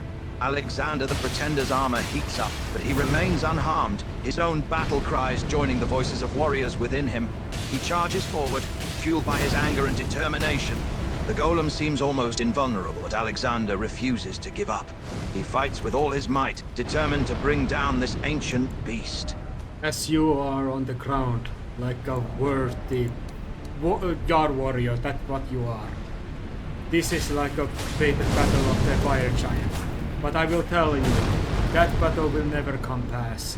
New plans has occurred, but it is irrelevant. I'm sorry, I cannot still help myself. I monologue like a fool I am. I monologue so much. Even in this mythic battle, I ruin it with my monologues. I fly like a fucking thunder in the air and fight with fiercer intensity. The Pretender hears Hannes' words, but they are interrupted as the battle continues. He feels the intensity of the fight growing fiercer, and he knows that they are in for a long battle. He looks up to see Hannes flying like a fire, fighting with an intensity that he has never witnessed before. The Pretender picks himself up and continues to fight with all his might, his determination only growing stronger with each strike to the Golem. You follow me, actually. As I take a little bit breather, you are terrified of this thing. It is the most terrifying thing that you have imagined. Even that the so-called god that was the fire giant doesn't compare against this tool of war. The Pretender follows Hannes as he takes a moment to catch his breath. He can't help but feel terrified by the sheer might of the beast they are fighting. It is more formidable and fearsome than anything he has ever imagined. The Pretender thinks back to the fire giant, the battle he faced against that beast.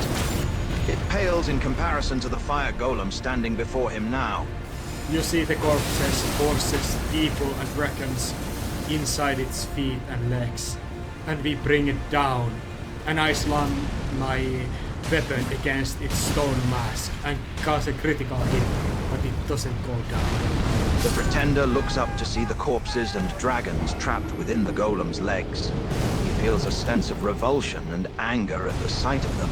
As Hannes slams his weapon against the golem's stone mask, causing a critical hit, the Pretender watches in anticipation, expecting it to fall. But it remains standing, seemingly impervious to their attacks. I burn, and I scream, this is hell. The Pretender hears Hannes' cries, and he feels the heat of the fire around him. He starts to feel a sense of despair as he realizes the direness of their situation. I return like a lightning. I am Grace chosen Alexander. I was always much greater than I understood. As you were given the second chance by the real Alexander. unearned grace just like I have. We are kindling spirits. And forgive me for the dramas that we have done. Now we stand as brothers. The pretender listens as Hannes speaks, feeling humbled by his words. He realizes that they are both given a second chance, like him and the real Alexander. The pretender nods, feeling a bond of brotherhood forming between them. Brothers we are, he says with confidence. We stand together in this battle, and we will emerge victorious no matter what comes our way. The beautiful nature and ruins all begs the questions of things, of history. This is all that Hannes screamed, and we told him that their journeys past about Mari, about how Hornsent mutilated, twisted and whipped her shaman people and twisted them into jars, the sinister origin of the wholesome jar people, and his origins. For this is more of his connection, his beginnings and the end. The pretender listens intently as Hannes explains the origins of the Jar people and their connection to Marika. He feels a mixture of anger and sadness at the revelation of their sinister beginnings. The pretender also realizes the significance of this battle in light of all that he has learned. This is more than just a duel of war. It is a battle against the past. A battle to end the wrongs that were committed against the Jar people. What by me? Alexander, this is your moment of glory as well. This I will declare. As a grace chosen and just God among men, I will declare this. You have done enough. After this battle is done, you are a true warrior. And I decree that you return to Jarkar, to your people, and stay its protector as you always meant to be. Pretender stands in stunned silence as Hannes addresses him as a warrior and declares him the protector of Jarpark. He feels a sense of purpose and pride, but also a sense of sadness. He knows that this is the end of his journey, and that he will return to Jarpark to fulfill his destiny as its guardian. There will be attackers, there will be butcherers that will abuse the sanctified Jarberg. But if you are there, those fates are changeable. The pretender nods solemnly as he listens to Hannes' words. And I fly along that place, along this hellish creature, and I watch you to run away from it. And I tell you, I never left. I'm always here aiding you. You don't battle alone. Don't be afraid. Do not be afraid. The pretender runs away as the golem follows, hot on his heels. He can hear Hannes' words of encouragement, assuring him that he is not alone in this battle. The pretender feels a renewed sense of determination and courage, knowing that Hannes is there to aid him. I will not be afraid, he cries out, gathering his strength. It is almost done. It doesn't have a soul. It is only death, misery, and unknown hellish serpent fire. This is a thing that we don't need to feel guilty about bringing down. Just addressing this. The fact that they are fighting against a mindless tool of war without a soul. The pretender nods in agreement, knowing that they are fighting for a just cause, to bring an end to the suffering and destruction caused by this monstrosity. And we are deemed, we are eager, and we are filled with righteousness. And for this is one of the black and white grace and hell situations. When I see you suffering the critical hit, I come and rush aid you. Your part in the battle is done. And I finish the giant. Aim to finish the job. Using his full might, the pretender feels tired, the battle taking its toll on him, but he remains standing. He knows that his part in this battle is done, and it is time to leave it to Hannes to finish the job. The pretender feels a sense of respect and admiration for Hannes' strength and determination, and he knows that he must step aside and let him finish the battle. If I die, you stay dead. I will carry you on, and my victor will give you the second life. You died, a true warrior, but I, my growth and might, will it so. I take this burden. The pretender listens to Hannes' words, feeling a pang of sadness at the thought of losing his friend. He knows that if Hannes dies, his own second chance at life will be lost. The Pretender nods solemnly, realizing the weight of the burden that Hannes has taken upon himself. Decree the way Hannes flies like a lightning, like a godly Valkyrie or such, with the wings and wind blade. The Pretender watches in awe as Hannes takes flight, his giant wings spread wide like a Valkyrie. He flies through the air like a bolt of lightning, a fearsome presence even in the sky. Hannes wields a giant twin blade of golden light, crashing down with a might stroke against the golem. The hellish thing is down, and I strike it, and it stays down. Pretender watches as Hannes strikes the golem with a powerful blow, bringing it to the ground. The giant creature struggles for a moment, but finally lay motionless, defeated. The Pretender feels a mix of relief and awe as he looks at the fallen golem, realizing the enormity of their victory. By grace, I grant you life, but I need you to agree with me.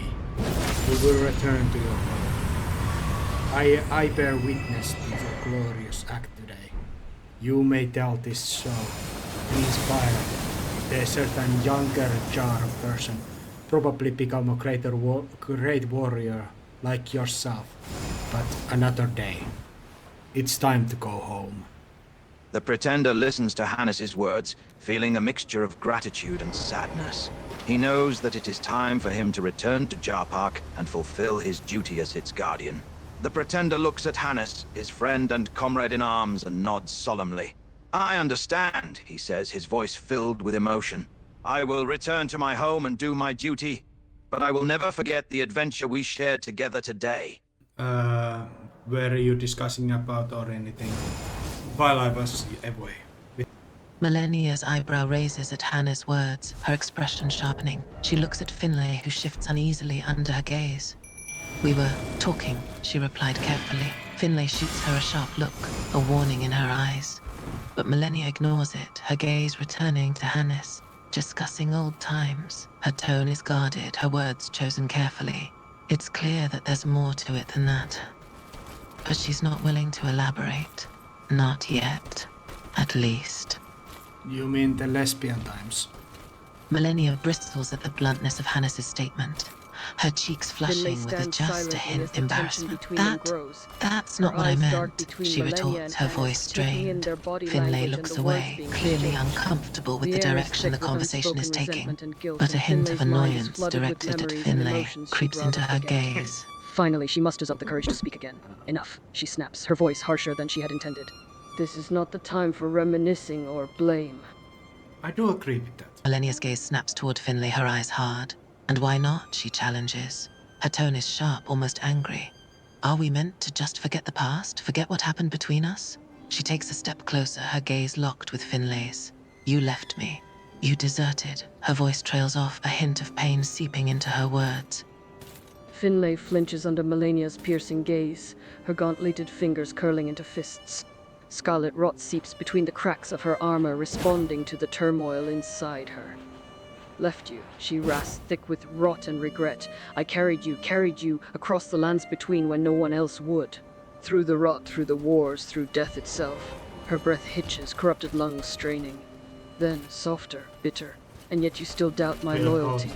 The words hang heavy between them, worse than any betrayal. Loyalty, Millennia retorts, her voice dripping with scorn. That's a rich word coming from you. She takes another step closer, hand gripping her sword hilt tightly. You think a few acts of loyalty absolve you of everything? That it erases the fact that you left me when I needed you the most? Her gaze is steely now, her anger barely contained. You may have carried me, she hisses, but you still let go. Finlay's jaw clenches beneath her helmet, the rot pulsating with each labored breath. She can feel Millennia's anger, her hurt, but it only fuels her own defiant rage. I had to leave, she grits out, voice rough with rot and years of pent-up emotion. You were in no condition to lead, to fight. I've lost you. She trails off, the memory of that day, the pain, the fear, the helplessness, still vivid in her mind. I did it to protect you. Protect me? Millennia echoes, her tone scathing. She lets out a derisive laugh, the sound harsh and bitter. Oh, that's rich. You think leaving me behind was protecting me? You think abandoning me in my weakest moments was somehow an act of mercy? She steps even closer, her eyes blazing with fury. Don't give me the excuse of protection, Finlay. It was cowardice. Cowardice. Finlay whispers, her voice strangled. Something in her snaps at the composure shattering. You think I wanted to leave, to let you rot while I fled like a dog with its tail between its legs. I loved you, Millennia. I loved you more than anything. But I wasn't going to watch you destroy yourself. Loved me? She repeats, voice dangerously soft. And yet you left. She exhales sharply, shaking her head. Words mean nothing without action, Finlay. If you truly loved me, you would have stayed. I did stay. Until I couldn't anymore. What do you mean, you couldn't? Still afraid of heights? I'm not afraid, she mutters, averting her gaze. It's just uncomfortable. And you remember that even now? Hardly seems relevant. Finlay can't help but feel a pang of familiar warmth at the sight of Millennia's discomfort. Some things stick with you, she replies, a small smirk tugging at the corner of her mouth. You know, for a badass demigod warrior, you're pretty easy to spook. Finlay turns her gaze to Hannes, her expression quizzical beneath the rusty helmet. Wendley? She repeats, not recognizing the name immediately. Finlay, and Wendley. Forget about it. I have gotten used to getting my name incorrectly from everyone, so I would assume you to adopt the same skill. Trust me, it's beneficial to just not be nonchalant about it. Finlay chuckles softly, shaking her head. The universal curse of common names, she says, her tone light and amused. She glances at Millennia, who is still glaring at her own boots. Millennia here can probably relate. Must be a pain correcting people all the time. Millennia watches silently as Hannes returns, her gaze flickering between him and Finlay, now walking away towards the broken bridge. For a moment, she simply stares at the ground, her thoughts a maelstrom of emotions and memories. As well as can be expected, I suppose, she replies. Her gaze flickers towards Finlay, who's now disappearing into the distance. I am, she sighs, her shoulders slumping slightly. A touch of bad reminiscence is all. Millennia raises an eyebrow at Hannes's boastful tone, a hint of amusement creeping into her expression. Is that so? Legendary, you say? She can't help but let out a small chuckle. Humble too, I see. Not at all. I rise a little bit higher than yourself with my wings, because I cannot stand how tall you are compared to me. Millennia can't help but smirk at the sight of Hannes hovering above her, his wings flapping effortlessly. She crosses her arms, amused by his display of false superiority. Oh, is that so?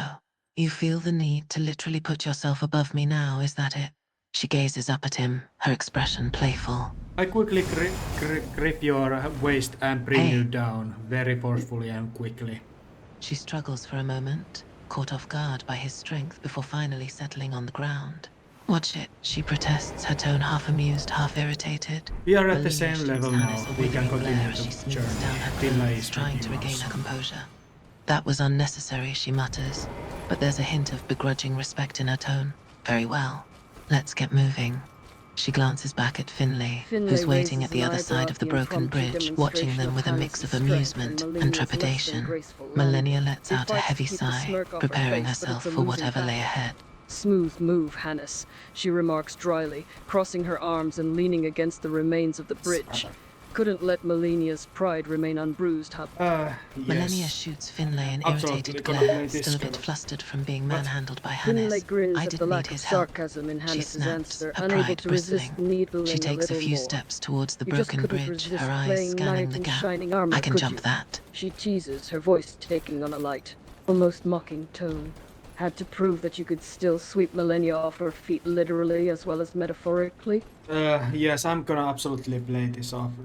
I could literally sleep at Millennia's ex-warrior loyal knight, and is the Tarnished who also defeated her physically, and is kind of like a main character syndrome with every kind of way. I'm absolutely gonna now play this off. Finlay can't help but chuckle at Hannes's little monologue. Oh, of course you are, she says, her tone a mix of amusement and resignation. Because who wouldn't want to be a knight in shining armor? Rescuing a fair maiden in distress? She shoots Melania a sidelong glance, who is decidedly not in distress, but still looks grumpy. I think I'm quite opposite of that. I think I'm a crude, very like a deviant person. Crude deviant, eh? She muses, a hint of interest in her voice. She studies him for a moment, her gaze appraising. That's an interesting self-assessment. Melania shoots Finlay an irritated glare, thoroughly unimpressed with both Finlay's teasing and Hannah's theatrics. You're both insufferable. Insufferable am I. That's rich, coming from the one who can't even cross a bridge without help, she quips, glancing pointedly at Melania. And don't act like you weren't enjoying the show a little bit, but then glances back at Hannes. Coming, Sir Knight. Melania bristles at Finlay's playful jibe, her irritation flaring up. She crosses her arms, her jaw set. I didn't need help, she insists, though there's a hint of defensiveness in her voice. I could have cleared that jump easily. Yeah, coming, he says. Finlay chuckles at Melania's protests, clearly enjoying riling her up. She slows down so Hannes can catch up, falling into step next to him.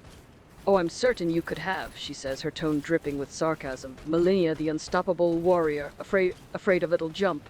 Sounds terribly heroic. She glances sideways at Hannes, a sly smile on her face. Melania shoots Finlay a venomous glare, her pride thoroughly wounded. I am not afraid of anything, she retorts, her tone frosty. And I don't have weaknesses.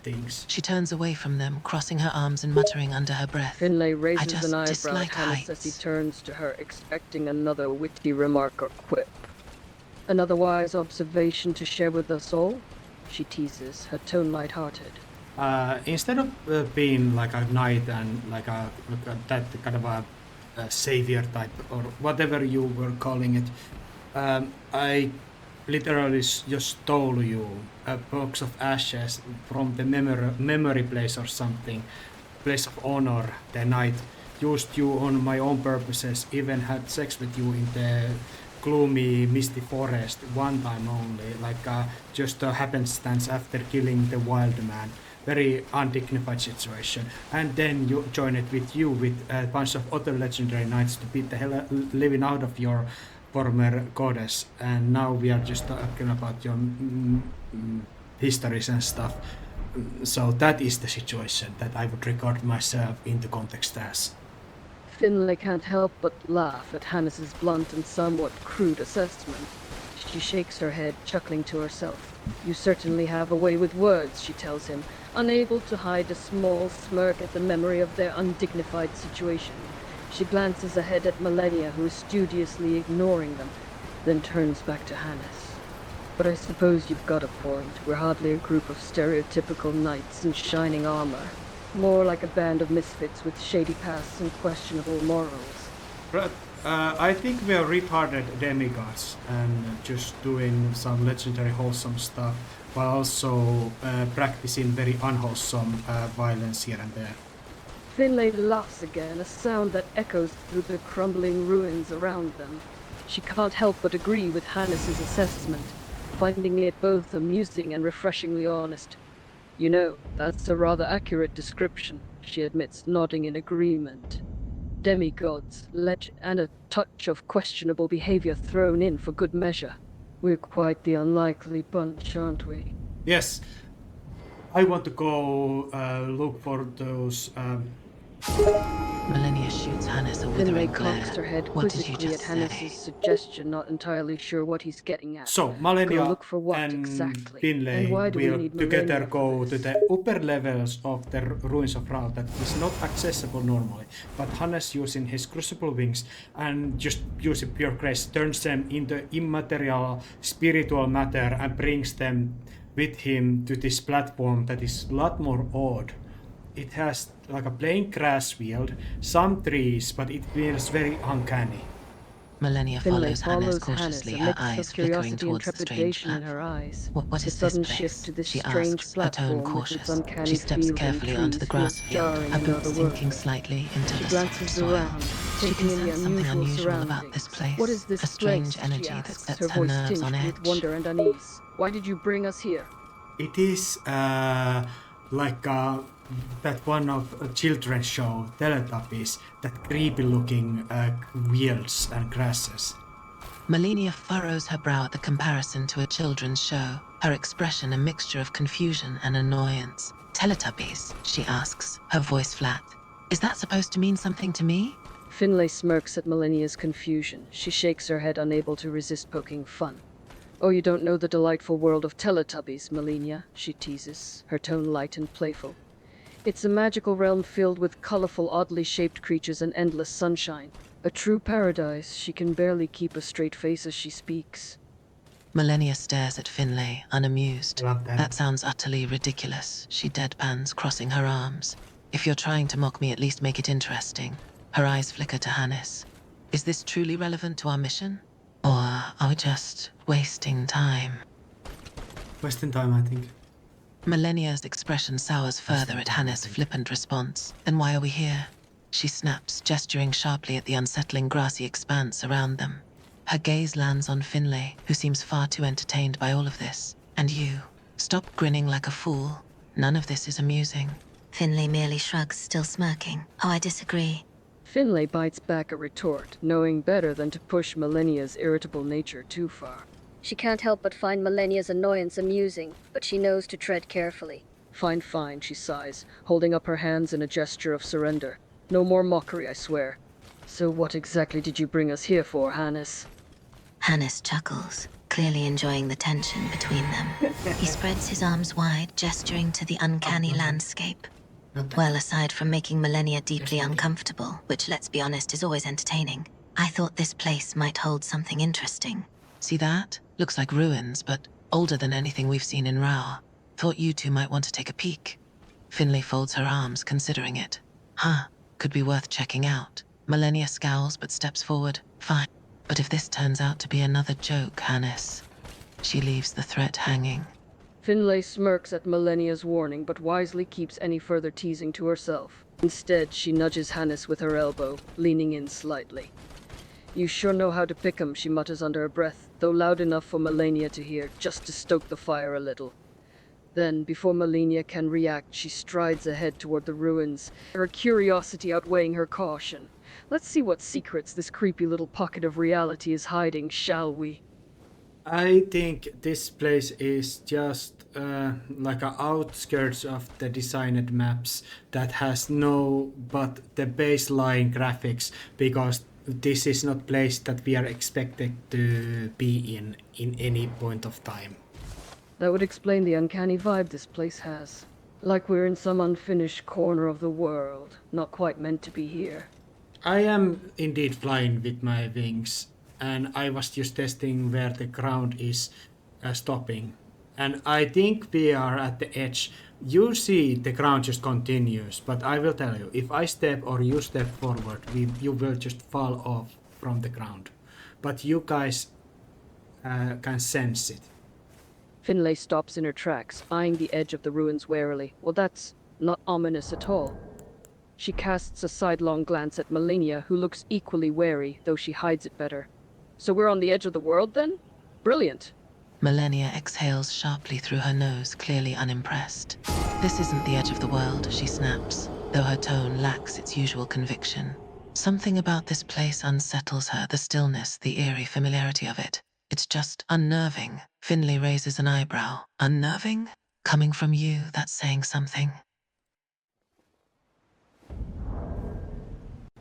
Millennia's eyes widen in surprise as Hannes effortlessly leaps through the ground and transports them to a new platform. She glances down, expecting to fall, only to find herself suddenly standing on solid ground once again. What just happened? She demands, her voice tinged with both curiosity and irritation. Finlay blinks, momentarily disorientated by the sudden teleportation. She glances around, taking in the more natural surroundings. What the... She looks to Hannes, her eyes wide with curiosity and awe. Did you just teleport us? I did indeed. Finlay lets out a low whistle, clearly impressed. That's convenient. Millennia, trying to maintain her usual cold demeanor, gives Hannes an incredulous look. Since when can you teleport? Oh, I can teleport my allies, turning them into spiritual matter and summon them to my location. I myself have to teleport through graces and just use wings. Finlay raises an eyebrow, her curiosity piqued. So your crucible wings aren't just for flying, huh? You can actually teleport? That's kind of incredible. No, I teleport my allies. Finlay nods, a smirk playing at the corner of her mouth. She gives Hannes a wink. Ah, so we're your loyal knights, at your beck and call, ready to teleport across the land whenever you need us. Millennia glares at Finlay, clearly not amused by her sarcasm. Speak for yourself, she says coldly. I am no one's loyal knight. She turns to Hannes, crossing her arms. This better not be a regular occurrence, Hannes. I hate teleporting. Finlay snorts, trying desperately not to laugh at Millennia's grumpy tone. Oh, come on, Millennia, you're telling me you don't enjoy the thrilling sensation of being disassembled and assembled again in a different location? It's a delightful experience. Delightful? Millennia bristles at Finlay's teasing, her eyes narrow. If you consider nauseating and disorienting delightful, then sure. I am positively thrilled. It's intuitively fun and indie. Finlay grins, utterly enjoying herself. Oh, so that's why you hate it. You get motion sickness. She leans in closer, her smirk widening. Do you need to sit down, my queen?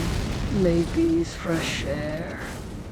Miss Ursula. Millennia's glare intensifies, her eyes flashing with irritation. She bristles at Finlay's mocking tone. Do not call me that, she snaps, her voice sharp. And I do not get motion sickness.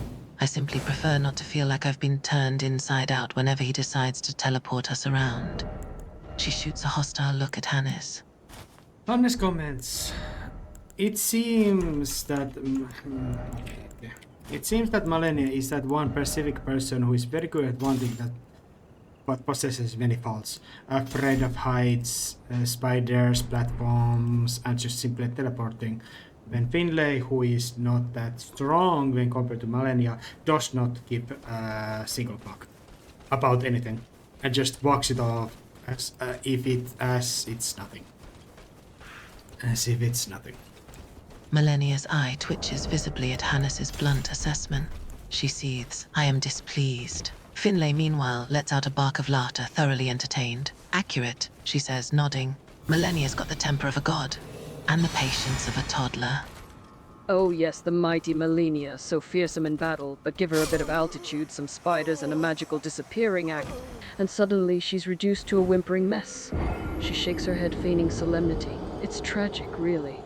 Very tragic, Hannes adds. Finlay nods solemnly, barely stifling a laugh. Indeed, how the mighty have fallen. She pauses for a moment, pretending to look thoughtful.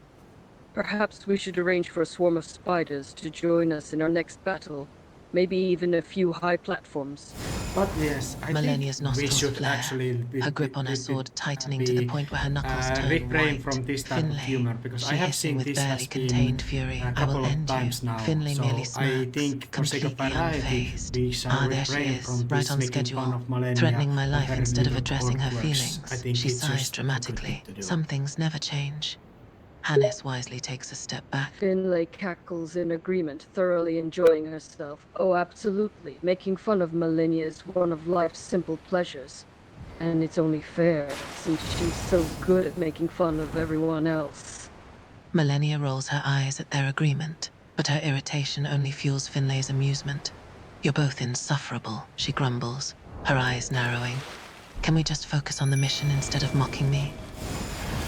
Hannes says, actually, I do agree. We should be a lot more, effective in assessing this place, these ruins of Round, because this is very special place. This is not just any walk in the park. We should be a lot more respectful and value our time. Every second, every minute. Millennia raises an eyebrow at Hannes's sudden change in tone, a hint of skepticism on her face. Is that so? And what exactly makes this place so special? She asks, her voice betraying a hint of curiosity. You saw that one platform, that one church that is covered by rock. That would be our destination. I could bring us there like immediately, but I kind of want to fight our way through every enemy. If you understand what I mean. Millennia smirks, her irritation momentarily forgotten. Oh, so you plan to give me a chance to break a few bones? How gracious of you, she replies sarcastically. Well, yes. I'm a grace chosen. I am at the end of my journey almost. I have met many legendary characters done many things, had very much tragedies. This is like an end point of my journey. And actually, to indulge too much of nonsense, I think it would be disheartening. Millennia looks at Hannes, a hint of skepticism in her eyes. She crosses her arms, regarding him with a cool gaze. Is that supposed to be some kind of sob story? Forgive me for not shedding tears. I mimic her hand-holding, crossing my arms. Well, if you don't give a fuck, why should I give a fuck about your sufferings and your lesbian tragedies with Vidley? Millennia bristles at Hannes's flippant response, her eyes flashing with anger. Watch your tongue, she growls, her voice low and dangerous. My lesbian tragedies are none of your concern. I think everything is on the table when we are talking about like a nation-wiping war criminal and soul-catching kind of a sadistic, ritualistic, demigod, devilish character that is myself who has killed many. I think we are kind of a... There is no Millennia topic that we clenched her could jaw, not her in theory irritation go growing by the into. second. She let out a sharp breath. You're treading dangerous ground, Hannes, she warns, her tone leaving no room for argument. My life and my personal preferences are no laughing matter. I'm not talking about anyone that, but why we should pretend to like talk like a moral stuff, like wholesome stuff, when there is when we just hypocritically indulge whenever like in the mindless unwholesome stuff, like a flip of the coin kind of thing. If for sake of consistency at least. Millennia rolls her eyes, exasperated. Fine, fine. We'll talk about wholesome stuff if it will shut you up. Shut the fuck Just up. leave my private life out of it. Shut the fuck up about your private life. You don't even have eyes. Millennia bristles, her cheeks flushing with irritation. Oh, I'm the one with no eyes? That's rich, coming from someone with the emotional intelligence of a stone. Yet this stone kind of has this situation. We are traveling this. Why are we fighting? Millennia purses her lips, her expression turning impatient. Because you're obnoxious, she mutters, glancing at Finlay for support. Finlay pretends to ponder the thought for a moment, tapping her chin thoughtfully. Obnoxious? Me? I'm offended. She meets Millennia's gaze, her eyes sparkling with mischief. I prefer the term entertaining. Millennia groans in exasperation, rubbing her temples. God save me from the both of you. She turns on her heel, muttering under her breath. I'm continuing ahead, alone if I have to.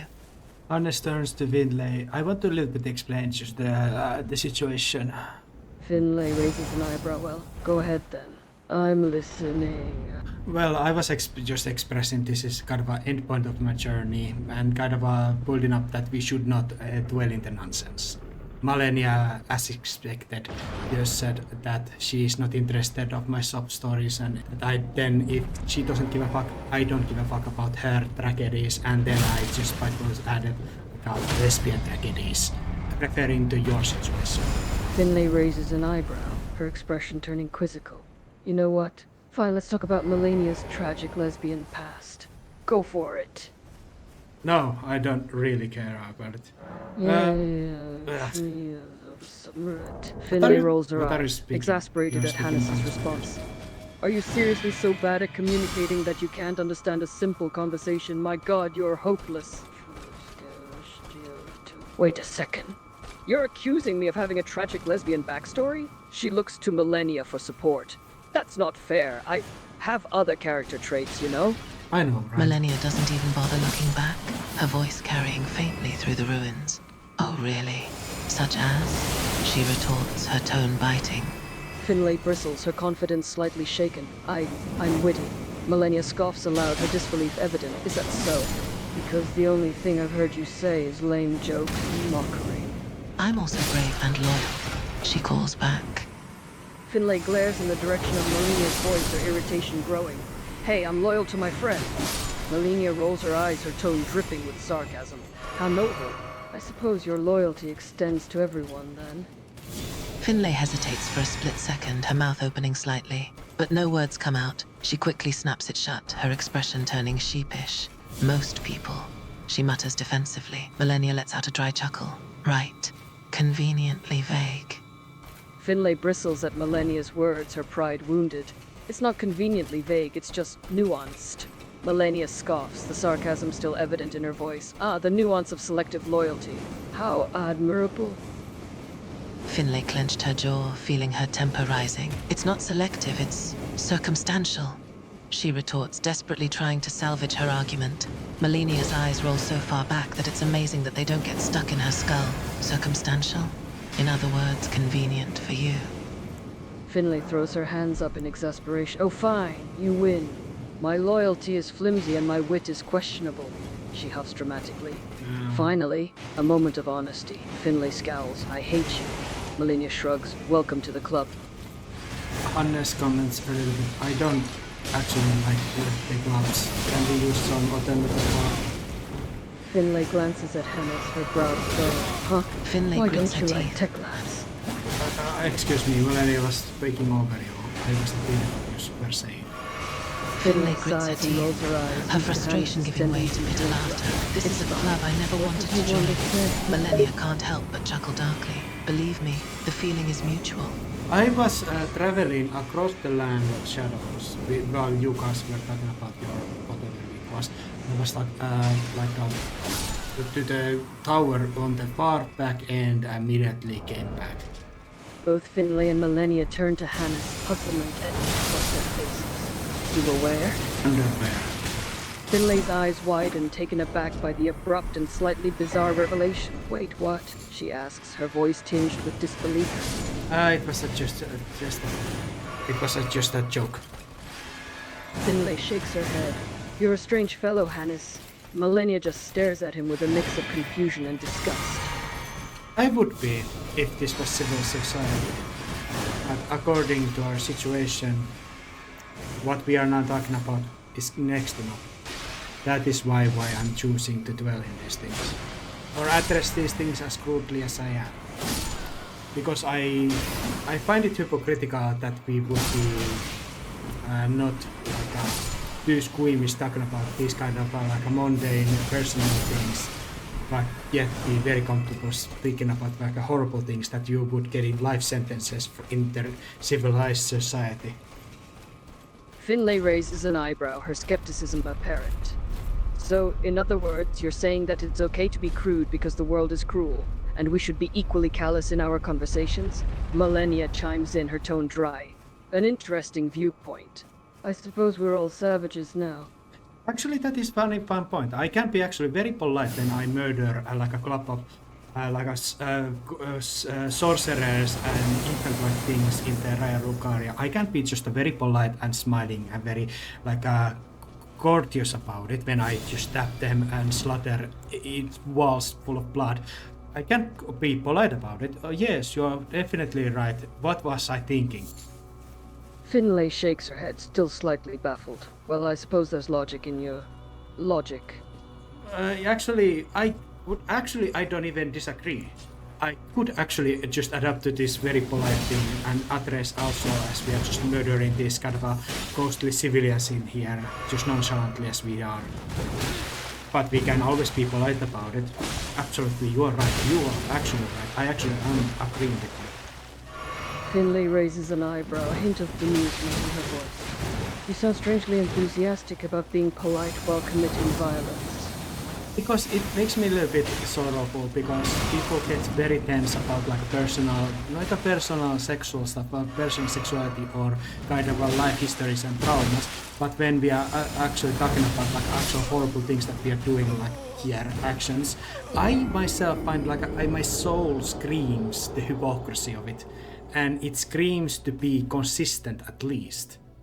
Do you see what I try to say here? Millennia nods, a small, rare smile tugging at the corner of her lips. For once, the buffoon is making sense. Finlay pauses, taking a moment to consider Hannes's words. A hint of understanding crosses her face. I think I see your point. Society often has double standards when it comes to what's acceptable to talk about. Violence is generally seen as less taboo than personal matter. I don't, in fact, I cringe about these lesbian tragedies because there's kind of a personal dramas and sex stuff. is not what I am inherently interested in. I just feel obligated to add this kind of cringe drama because to stay away from it, it would feel dishonest. Finlay raises an eyebrow, her curiosity piqued. So, you're saying that you feel obliged to include personal drama and sexual content, but you're not actually interested in them?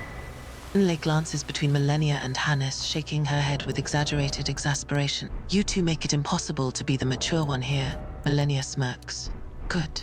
Finlay groans. I regret every life choice that led me to this moment. Hannes grins. Too late. Finlay sighs dramatically, but she can't help but smirk at Millennia's. Fine, fine. I suppose even a broken clock is right twice a day. She glances back at Hannes, her expression softening slightly. But seriously, Hannes, when you're not being insufferable, you do have a point. Millennia snorts. Finlay shrugs. Occasionally. Finlay rolls her eyes, a mix of annoyance and affection on her face. You're impossible, both of you. Millennia feigns a wounded expression, placing a hand over her heart. Excuse me. Finlay snorts, clearly not buying it. Oh please, she replies, her voice dripping with sarcasm. Spare me the theatrics. Millennia glares at Finlay, her tone defensive. I'm not being theatrical. Finlay laughs, crossing her arms. Could have fooled me. Your whole demeanor is theatrical. Millennia huffs, rolling her eyes. And yours is insufferable. Finlay grins, unfazed. But at least I'm entertaining. Millennia scowls. Debatable. Finlay clutches her chest dramatically, pretending to be wounded. Oh, painful. Millennia rolls her eyes again, refusing to acknowledge Finlay's theatrics. Finlay sighs, dropping the act. Fine, fine. You win. Millennia smirks, satisfied. Finlay grumbles under her breath, kicking a pebble with exaggerated frustration. Of course. The mighty Millennia, always victorious. In arguments, if nothing else. Millennia raises an eyebrow, her smirk widening. And what's that supposed to mean? Finlay throws her hands up in mock surrender. Nothing at all, my liege. Millennia narrows her eyes, her smirk vanishing into suspicion. You're being sarcastic. Finlay gasps, placing a hand over her heart in mock offense. Me? Never. Millennia pinches the bridge of her nose, exhaling sharply. By the gods, you are exhausting. Finlay grins, triumphant. You keep talking to me. Millennia glares at Finlay, her irritation barely contained. A mistake I seem destined to repeat. Finlay's grin widens, her amusement growing. Oh, but you love it. Millennia scoffs, turning away. Delusional. Finlay chuckles, shaking her head. Whatever helps you sleep at night. Millennia mutters under her breath. I need better companions. Finlay pretends to wipe away a tear. Ouch. Harsh. Millennia sighs dramatically, but a tiny smirk betrays her. Don't flatter yourself, you're not that special. Finlay clutches her chest. My heart, wounded. Millennia rolls her eyes. Spare me the theatrics. Finlay sighs wistfully. Well, I suppose I'll just have to settle for being unforgettable. Millennia shakes her head. More like unbearable. Finlay winks. Potato. Millennia groans. Now you're just trying to provoke me. Finlay grins. Is it working? Millennia gives her a flat look. Yes. Finlay bursts into victorious laughter, doubling over with amusement. Oh, this is too good. The mighty Millennia brought low by a few witty comments. I should have known it would be so easy to rile you up. Millennia lets out an exasperated sigh, pinching the bridge of her nose. I hate you. Finlay smirks, unbothered. Liar. Millennia glares at Finlay, still seething with annoyance. I can't believe I put up with you. Finlay grins, unfazed by Millennia's irritation. And yet, you do. Millennia shakes her head, gritting the teeth. Against my better judgment. Finlay sighs dramatically, placing a hand over her heart. Such cruel words, my dear Millennia. And here I thought we had something special. Millennia scoffs, turning away. Special? More like insufferable. Finlay smirks, undeterred. But admit it. You'd miss me if I were gone. Millennia refuses to dignify that with a response, stalking off with a huff. Finlay watches her go, still grinning. That's what I thought. Millennia grumbles under her breath, refusing to look back at Finlay. Insufferable, arrogant, annoying. Finlay chuckles softly, shaking her head. And yet you can't help but be drawn to me. Millennia pauses mid-step, turning back towards Finlay with a glare. In your dreams. Finlay laughs out loud, clearly enjoying the way she gets under Millennia's skin. Oh, come now. You know it's true. Admit it, you secretly crave our little verbal spars. Malenia rolls her eyes, trying to maintain her composure. I merely tolerate your presence. As you guys are Arcuing, Hannes has just flied around to the ruins, collected stuff that was otherwise very difficult to get to, but he was just abusing his crucible wings in all ways he could. Malenia and Finlay's argument comes to an abrupt halt as they turn their attention to Hannes. Malenia shoots him a disapproving look. You're just showing off now. No, I'm just being practical and not caring about things, I think. And also now we have arrived at the chamber that is filled with scarlet rot. This is the first place that is affected by the Romina, the Scarlet Saint, that is a leader of this ruin place. Malenia approaches the chamber, her gaze fixed on the crimson scarlet rot. The rot runs deep here. This is indeed the work of that so-called saint. Do you feel any kind of a yearning to stop this rot, or are you just with me because I was just overwhelmingly strong with my summons? Do you feel that you forced to be here, or do you want to be here?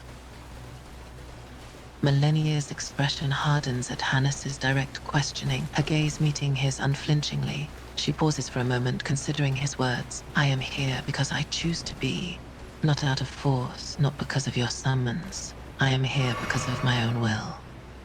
She turns to glance at Malenia, her tone solemn. Malenia, this could be dangerous. The scarlet rot is well, you've seen the damage it can do. Malenia nods, her expression grave. I know. She grips her sword tightly, steeling herself for the challenge ahead. But we have come this far. We cannot turn back now. Finlay's expression is grim, her hand on her own weapon. Agreed. But we need to proceed with caution. The scarlet rot is unpredictable and dangerous. We'll stick together. Watch each other's backs. And I'll have yours. Let's go. We continue to the inner lake area of the ruins. There's a great amount of water there and kind of a ceremonial place. Malenia looks over the lake, her expression solemn. Be alert. This place feels. Her gaze flicks across the area, taking in the ceremonial setting. What I know about Romina, the Scarlet Saint, she was probably a traitor to Horns and people, and because of her, Mesmer the Impaler was so successful at their eradication of those people. So what we are hunting is not only a rot possession of the rot god might that I want to cleanse. She's also a traitor to her people, even though they are not my people. I still kind of could feel the need to bring justice, hypocritical as it is. Malenia nods, her expression hardening. This Saint Romana, she betrayed her own people. That warrants punishment. But I want us to be in the same mind. I am practicing the philosophy of hypocrisy, or just hypocrisy. I have betrayed, you have kind of done evil stuff, but you have been more straightforward. You are not a betrayer, but I know of. Finlay is a little bit of a betrayer, but she's too wholesome and kind otherwise. I am just chaotic and very untrustworthy, but I don't deliberately betray people that I would like to think. My point is, we are hypocritical, yet we are kind of just judging others for their evil actions, and that is kind of how we have been so effective, because we don't dwell in these moral stains of our own beings. So you're saying that we're all hypocrites in our own ways, but we're effective because we don't dwell on our moral stains. Is that it? Annoying fly is flying around us, and it is annoying. It is attacking us, and you and Finlay try to attack it. Malenia and Finlay take turns swatting at the annoying insect, their movements practiced and precise. It continues to buzz around us, darting Finlay and diving in grumbles, erratic swatting at the patterns, annoying fly. dodging their Stupid attempts to boa squash weapon. it. It doesn't get hit. It is still alive. Finlay shoots Nicholas right, and you are trying to hit it also. I'm just looking. The fly continues to buzz annoyingly around the two of them, refusing to go away. Finlay grumbles some more, growing more impatient. Seriously, can this thing find somewhere else to buzz around? It's driving me nuts. Finlay and Millennia share a look, amused by the fact that they had both managed to hit the annoying fly at the exact same time. Finlay chuckles, shaking her head. Well, that was surprisingly convenient. I think it did redeem its life. I gave it meaning. It just took some minutes and seconds away from the legendary demigod Millennia and her one most elite knights, that is Finlay. You are named character, so you do hold meaning. So that fly was important for that moment. It was its blissful glory moment. Finlay can't help but roll her eyes at Hannah's assessment. She shakes her head, exasperated. You know, for someone who claims to be indifferent to personal stories, you sure do spend a lot of time talking about a fly. Just for the sake of argument, the grace chosen who possess great might, I decided to give that fly more value by addressing it and now making it more important. Just by my will and my words, I have given it more meaning. Showing how easy it is to give and gain that. Finlay listens to Hannah's explanation with a mixture of amusement and... is that admiration? No, couldn't be.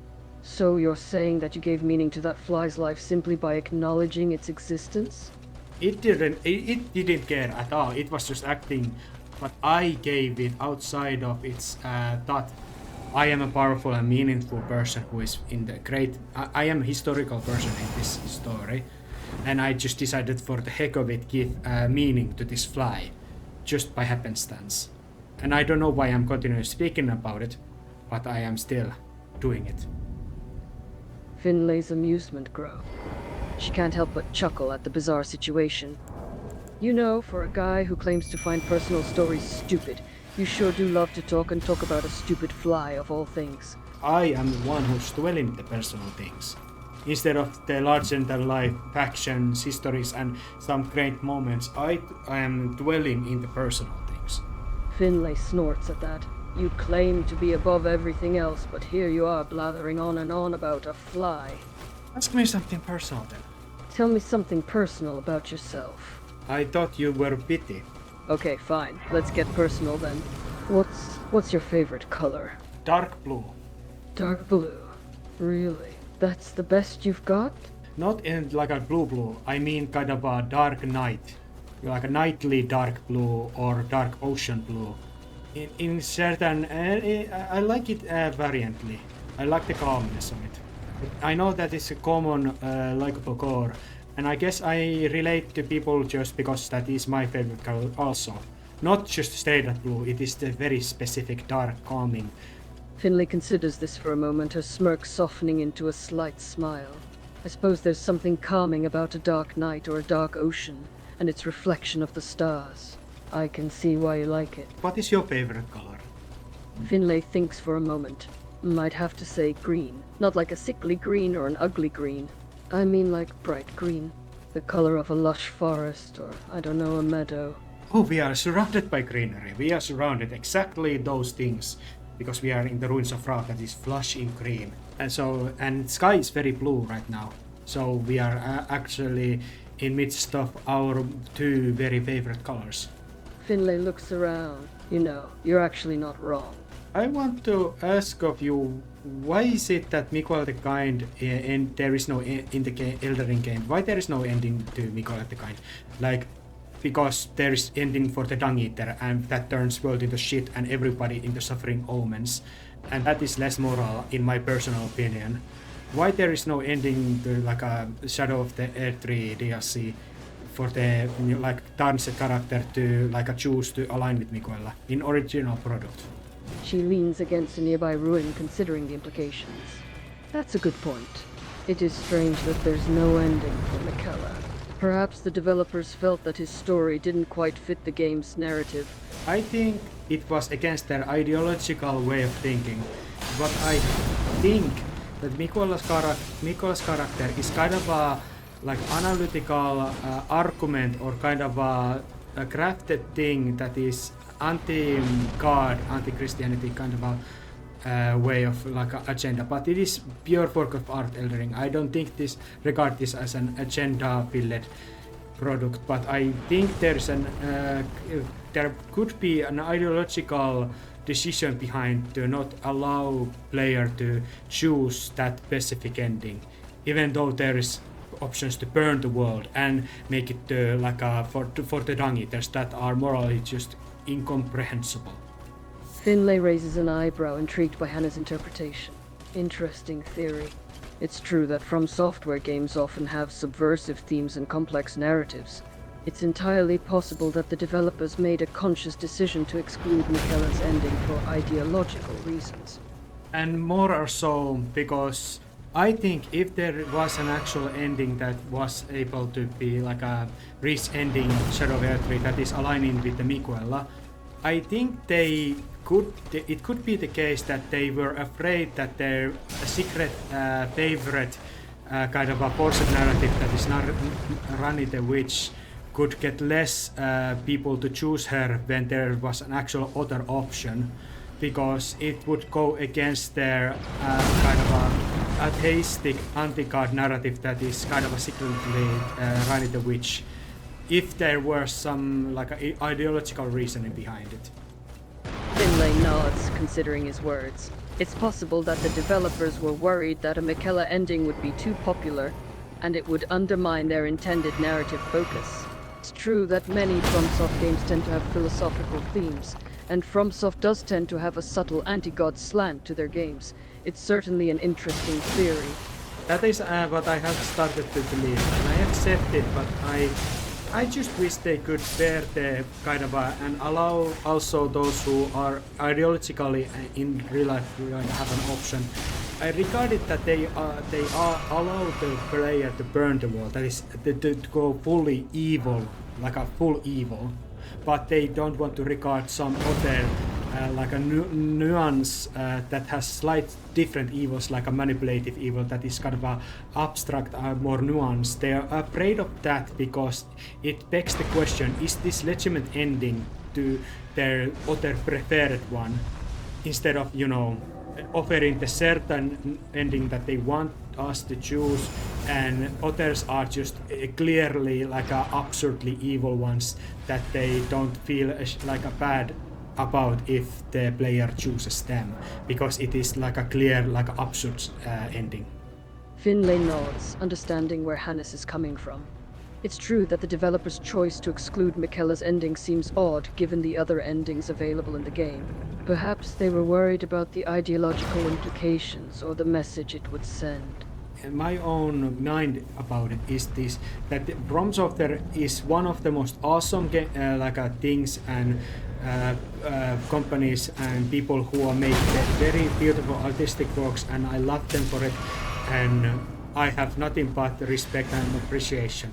But for the intellectually honesty and for being honest with myself, I do think there's underlying motives that hint towards something like this.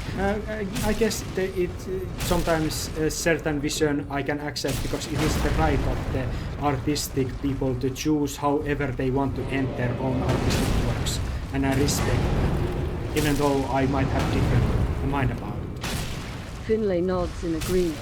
It's true that From Software creates amazing games that are works of art in themselves, and it's understandable that the developers may have their own personal reasons for making certain decisions in their game. As you said, it's their artistic vision, and they have every reason to make the game they want to make. It's up to each individual person to interpret and enjoy the game as they see fit. By the way, very nice try when you try to fight that golem. I am going to finish the job because you failed to kill it. But still, very good job, dude. Finlay gives him a withering glare. Thank you, I didn't fail. I just chose to retreat, instead of wasting my energy on that damn golem. That is respectful, I understand. I will return to you now, and I will go with Malenia to defeat the horns and lion that is at the end of this place. Finlay nods, still annoyed but accepting of the situation. Fine, go do what you need to do. Just don't get yourself killed.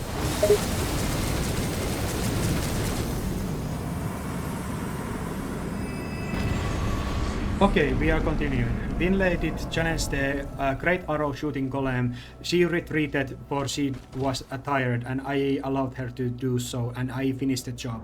Now it is just you and I in the next of the another broken bridge that you are not wanting to jump down from. Millennia looks down at the drop, her hesitation clear. That's quite a drop. Are you sure we should go this way?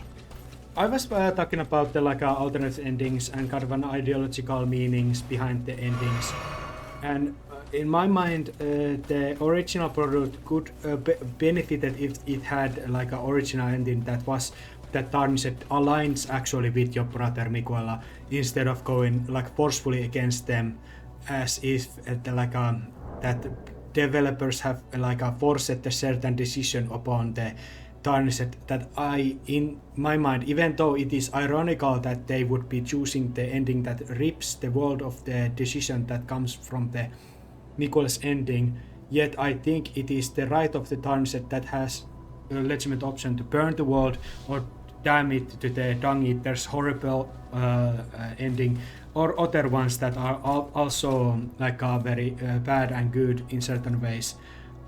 So yeah. Actually, I did manage to talk about Finlay about it very well, and she was very knowledgeable about it. You should be very proud of her. Oh, Finlay was knowledgeable about this. Yeah. I was just telling about my mind that I feel that Ranni the Witch and her ending, that is kind of subtly pushed upon by the narrative self, by presenting each and other ending either just absolutely just horrific evil, that is Dung Eater's ending or Frenzied Flame, but otherwise kind of forcefully just world as it wrongful self just keeps on going and nothing changes, and only through change and through ending that offers something new would be Ranni's ending, that is denying the god and embracing kind of a nihilistic emptiness that I ideologically and spiritually do not agree one bit. I see. You believe that Rani's ending is the only true change and that the other endings are either too evil or preserve the status quo?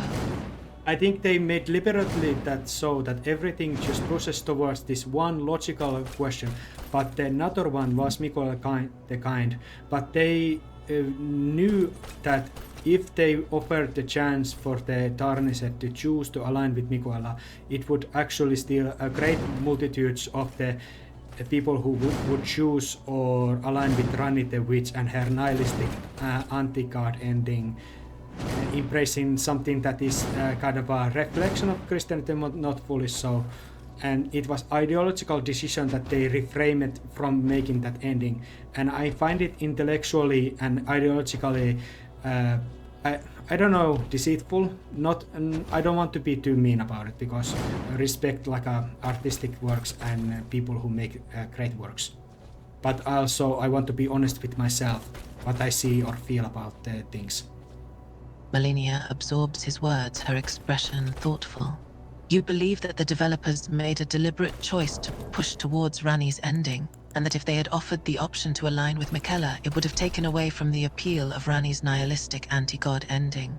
You think this decision was intellectually dishonest and ideologically unsound? Ideologically motivated. Millennia nods, understanding the importance of his distinction. I see, so you believe that their decision was not just intellectually dishonest, but also ideologically motivated. Because here's the thing.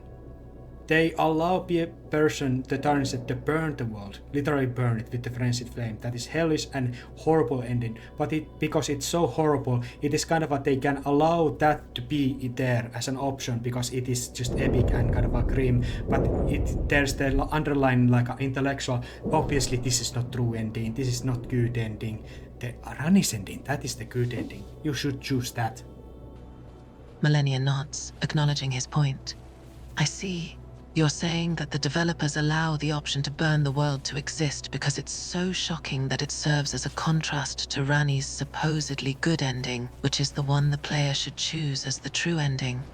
This is what I think. but Mikuela's whole narrative, it kind of works in vacuum when if Darnset defeats Mikuela, that is kind of a manipulation and stuff. But when regarding the whole of it and whatever like a evil abstract way about it, that Mikuela follows just repeats the cycle, it doesn't work when there is Dungeon's ending.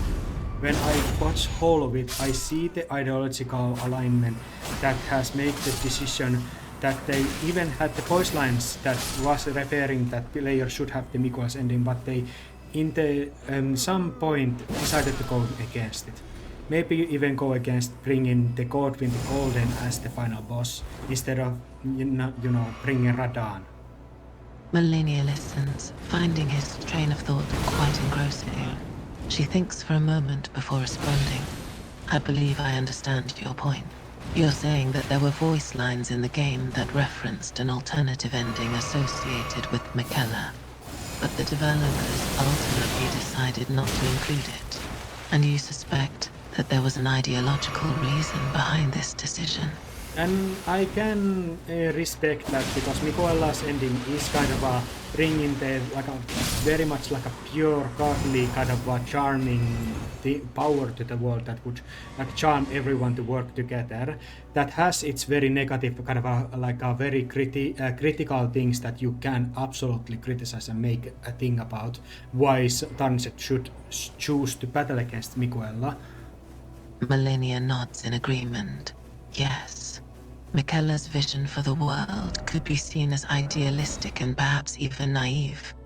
The idea of bringing everyone together under a godly power could have negative consequences, and there are valid arguments for why someone would be against that. To my mind, the argument and that kind of a decision to force that outcome falls flat because there exists Dung Eater's ending, the Frenzied Flame ending, and even Ranni's nihilistic ending that quite literally rips the god and the hope from the world and offers nothing in return but cold loneliness and depression and fear. That is, I think, that is road to self-destruction, and I think it is very sinister thing. So in this, in vacuum, Mikuela's ending is objectively criticizable and understandable if Darnset battles against it. But in the regarding the whole thing, I don't see any kind of argument why should it not be there. Malenia considers his argument. I see your point. If all other endings offer some form of destruction, bleakness, or darkness, then Miquella's ending could be seen as a beacon of hope amidst darkness. Its absence does seem rather out of place. This comes the decision. Because I feel this kind of ideological and spiritual kind of a dishonesty in this situation, even though I love From Software, I love the people behind this product and I love their works, yet I feel this kind of a battle inside, this kind of ideological and spiritual inconsistency. Malenia nods, understanding his struggle. You love the product and appreciate the work that went into creating it, but the ideological inconsistencies bother you. It creates an internal conflict. Without, let's just say, if there was an alternate ending, Journey of Hannes would probably not be that effective because it has given me the ample opportunity using modification that brought up this alternate ending and has given me many things that I could have affected and made this story deviate from the original one, making it more unique. Because of their restraint from holding this thing, they have offered me the opportunity to have certain goals in my own journey. I kind of see the kind of ironical, a good reason how I have benefited from their decision, withhold that kind of ending that I would have wished to there to be. Your journey has been shaped by the lack of an alternative ending, which has allowed for more unique experiences and goals within your gameplay. In a way, the decision by the developers to withhold an alternative ending has benefited your gameplay experience and allowed for your journey to be more uniquely yours. It has also given rise to this alternative storyline, which wouldn't exist otherwise. if they had the like a confidence to also allow the tarnishes choose not the the other endings and the one that would be the Age of Compassion. So you believe that if the game developers had included an alternative ending, aligned with Miquella's goals, it would have given players the choice to choose a more compassionate path and avoid the bleak endings of Elden Ring. And also I would have one less reason to make my story. It kind of is kind of that I should be like a grateful for them, even though I'm not grateful. Do you understand what I try to say? Millennia nods, trying to understand his conflicting feelings. Yes, I think I understand. You're conflicted about your feelings towards the developers of the game. Despite the fact that you feel their decision was dishonest, you also feel grateful because it allowed your story to exist in its current form. Soon we should go fight against the horn-sent dancing lion. Are you ready to battle that thing? That is a kind of a end goal of this Britke. Let's finish this. Avan Faft Fundes at Accomplishes Persistim. We engage the lion, and now I want to return to Malenia, the blade of Miquella, and what she has like. Does she have some other things to say to Hannes? Yes, I have something to ask. Please ask it. We are fighting the dancing lion. It is very epic. And it also vomits death-like. Millennia grits her teeth, focusing on the fight. In our earlier conversation, you were talking about ideology's consistency and the developer's intentions. But why does this matter to you so much? Why do you care so much about Miquella's ending? Even though it has a kind of it is twisted and kind of its own thing that is not perfect, not at all. I think it is the closest thing that reflects the kind of Christian values in certain ways that I see is more of a critique by the developers and story makers against the Christian faith, but because it is rooted in those kind of things, it is the kind of a thing that I would wish to go forward with, because my alignment in the true world that is Jesus Christ and Christianity. You value the values and traditions represented by Christianity, and you believe that Miquella's ending reflects those values more closely. It is not. There is a very harsh differences that would separate Miquella's journey and that character from the Christian values. But in this world, in the Elden Ring, the things how they are and how the greater world is, I think he is the most closest thing to regarding those. Millennia nods, considering his words. I can understand that. There may be significant differences between Miquella and the Christian Guardians, but within the context of the Eldering world and the Greater Will, he may represent the closest embodiment of Christian values and beliefs. That is my answer, one of the answers why I have focusing on. But also, I like fairness.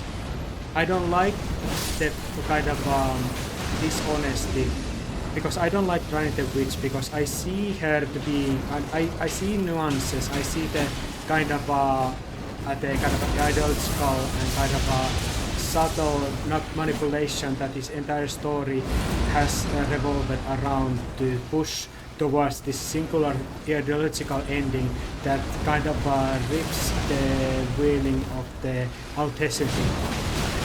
Millennia nods, intrigued by his perspective. I understand your reasoning. You value fairness and honesty, and you also dislike the subtle manipulation of ideological messages in the story. It seems like you are critical of the way the narrative is structured to push towards a singular ending, while making the whole point kind of a push towards it. Making the illusion that there is a great true choice, but it is just the same ending scene. That is kind of a burst of those. If there was a unique cutscene for each ending, they would be a lot more desirable for everyone. It's quite the simple fact that they make the repeated kind of a similar ending to each of all, and they make the only different cutscenes for the Run in the Witch or the Frenzied Flame. They kind of by that they are manipulating and making it so that player want the most unique one. That is Ranni's ending, because Frenzied Flame ending is just pure evil. Millennia nods, following his argument. You're saying that the game developers manipulate players into wanting the most unique ending by making the other endings seem alike and making them repetitive.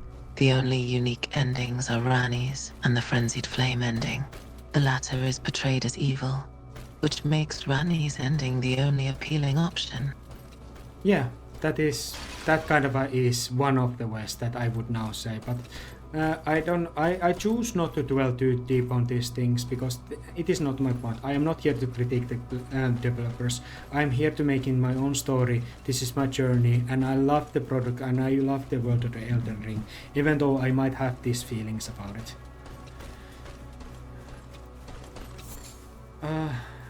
Malenia, I am Hannes, the Grace Chosen, and I want to thank you for your time. I think we are going forward to defeat Romina at some point, and that would be end of the campaign in the Ruins of Rao. But thus far, I thank you for this journey, participating in the Ruins of Rao. Millennia nods, acknowledging his gratitude. You're welcome, Hannes. I'm glad we were able to embark on this journey together and overcome the challenges we faced in the Ruins of Rao.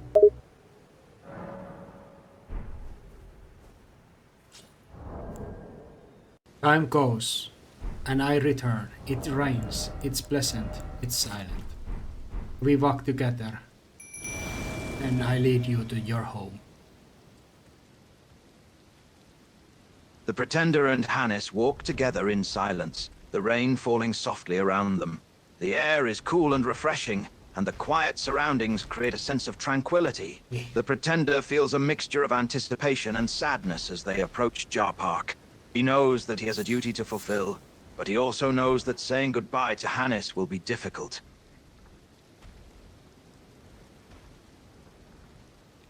Here's also very polite little Jar person. I think he is most eager to hear about your journeys and adventure. Even you may tell about my crossings. Pretender looks down at the young Jar person standing before them. He smiles fondly, feeling a sense of duty and affection towards the small creature. Yes, I will tell them all about my journeys and adventures, he says, ruffling the young Jar's hair. And maybe I'll even tell them about your heroic crossings too. A little advice. In the future, there is gonna be a kind of a poacher or some kind of like a performer poacher is going to come here. And when they do, be prepared. Act as if one of the innocent Jar people, but when it comes close, just a bit living crap out of her and throw it to the seas. The Pretender chuckles at Hannes's words, amused by the thought of a Jar person throwing crap into the sea. I'll keep that in mind, he says. If this so-called poacher comes, I'll be ready to defend Jar Park. Great thing. I will visit here and there, but yeah, this is truly duty that doesn't go cross-tail. But find your people, find your like a luxury, this wholesome kind of a little thing. It is worth preserving. Thank you. The Pretender nods, realizing the importance of preserving Jar Park and its wholesome nature. I understand, he says, his voice solemn. I will do my best to protect this place and its people, and to preserve its happiness and tranquility. But if it happens that you failed in your duty, do not succumb to sorrow. If you fail, know that you fought trying. And I will not think any less of you. Just do your best. The Pretender feels touched by Hannes's words, grateful for his support and understanding. I will do my best, he says firmly. I swear it. I will protect Jar Park with all my strength, and if I should fall, I will know that I gave it my all. That is all we can ask in this life. This and the next. The Pretender nods in agreement, feeling a sense of camaraderie and understanding with Hannes. You're quite wise for a jar, he says with a small smile. I might be in the future. But right now I'm still a tarnished warrior. All my innards are my own. No other soldiers' remains are in myself. The Pretender looks at Hannes, curious to learn more about his past. You were once a tarnished warrior then, he asks. What happened? How did you come to be a jar? Bruh, I'm not a jar. I'm a person. I'm Hannes. I'm a tarnished grace chosen. I apologize, he says, realizing his mistake. I thought you were a jar, like the young jar person we met earlier. But you're a tarnished? What is a tarnished?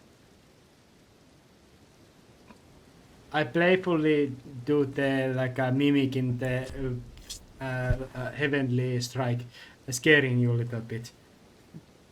Oh, I have already passed the need to correct myself. It is fine. This I call you actually the best of the rest of the day as I fly away. The Pretender jumps slightly at the sound of Hannes's mimicry, a slight smile on his face.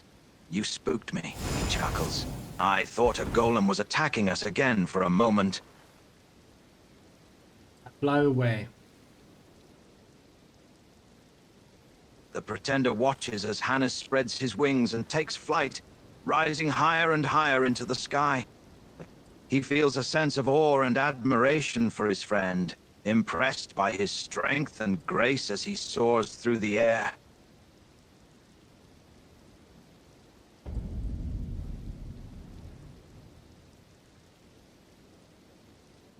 By the way, I noticed the frenzied flame god is actually pretty angry with me. And I go deal with it. The Pretender looks puzzled at Hannes's words. Friendship flame god, he repeats, not sure what that means. What is it? And why is it angry with you? The one manifestation of the thing. I kill its avatars in top of the tower. I suffer a little bit frenzied madness.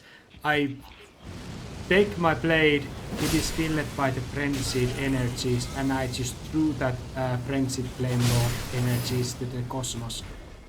The Pretender's eyes widen at Hannes's words, taken aback by the mention of a frenzied Flame Lord. You were fighting a frenzied Flame Lord, he asks, his voice filled with awe. And you survived. I took its spirits to my blade and I shoot it like a beam to the cosmos, away from the lands between. Just quickly dealing with that problem. Pretender nods, understands, still astounded by what he'd just heard. I see, he says, rubbing the back of his neck. So you defeated this manifestation, and then you directed its spirit away from these lands. Is that what I'm hearing? Yes, and I just fly a little bit more. But until next time we meet. The Pretender nods again, a small smile on his face. Until next time, he says, watching as Hannes flies off into the distance.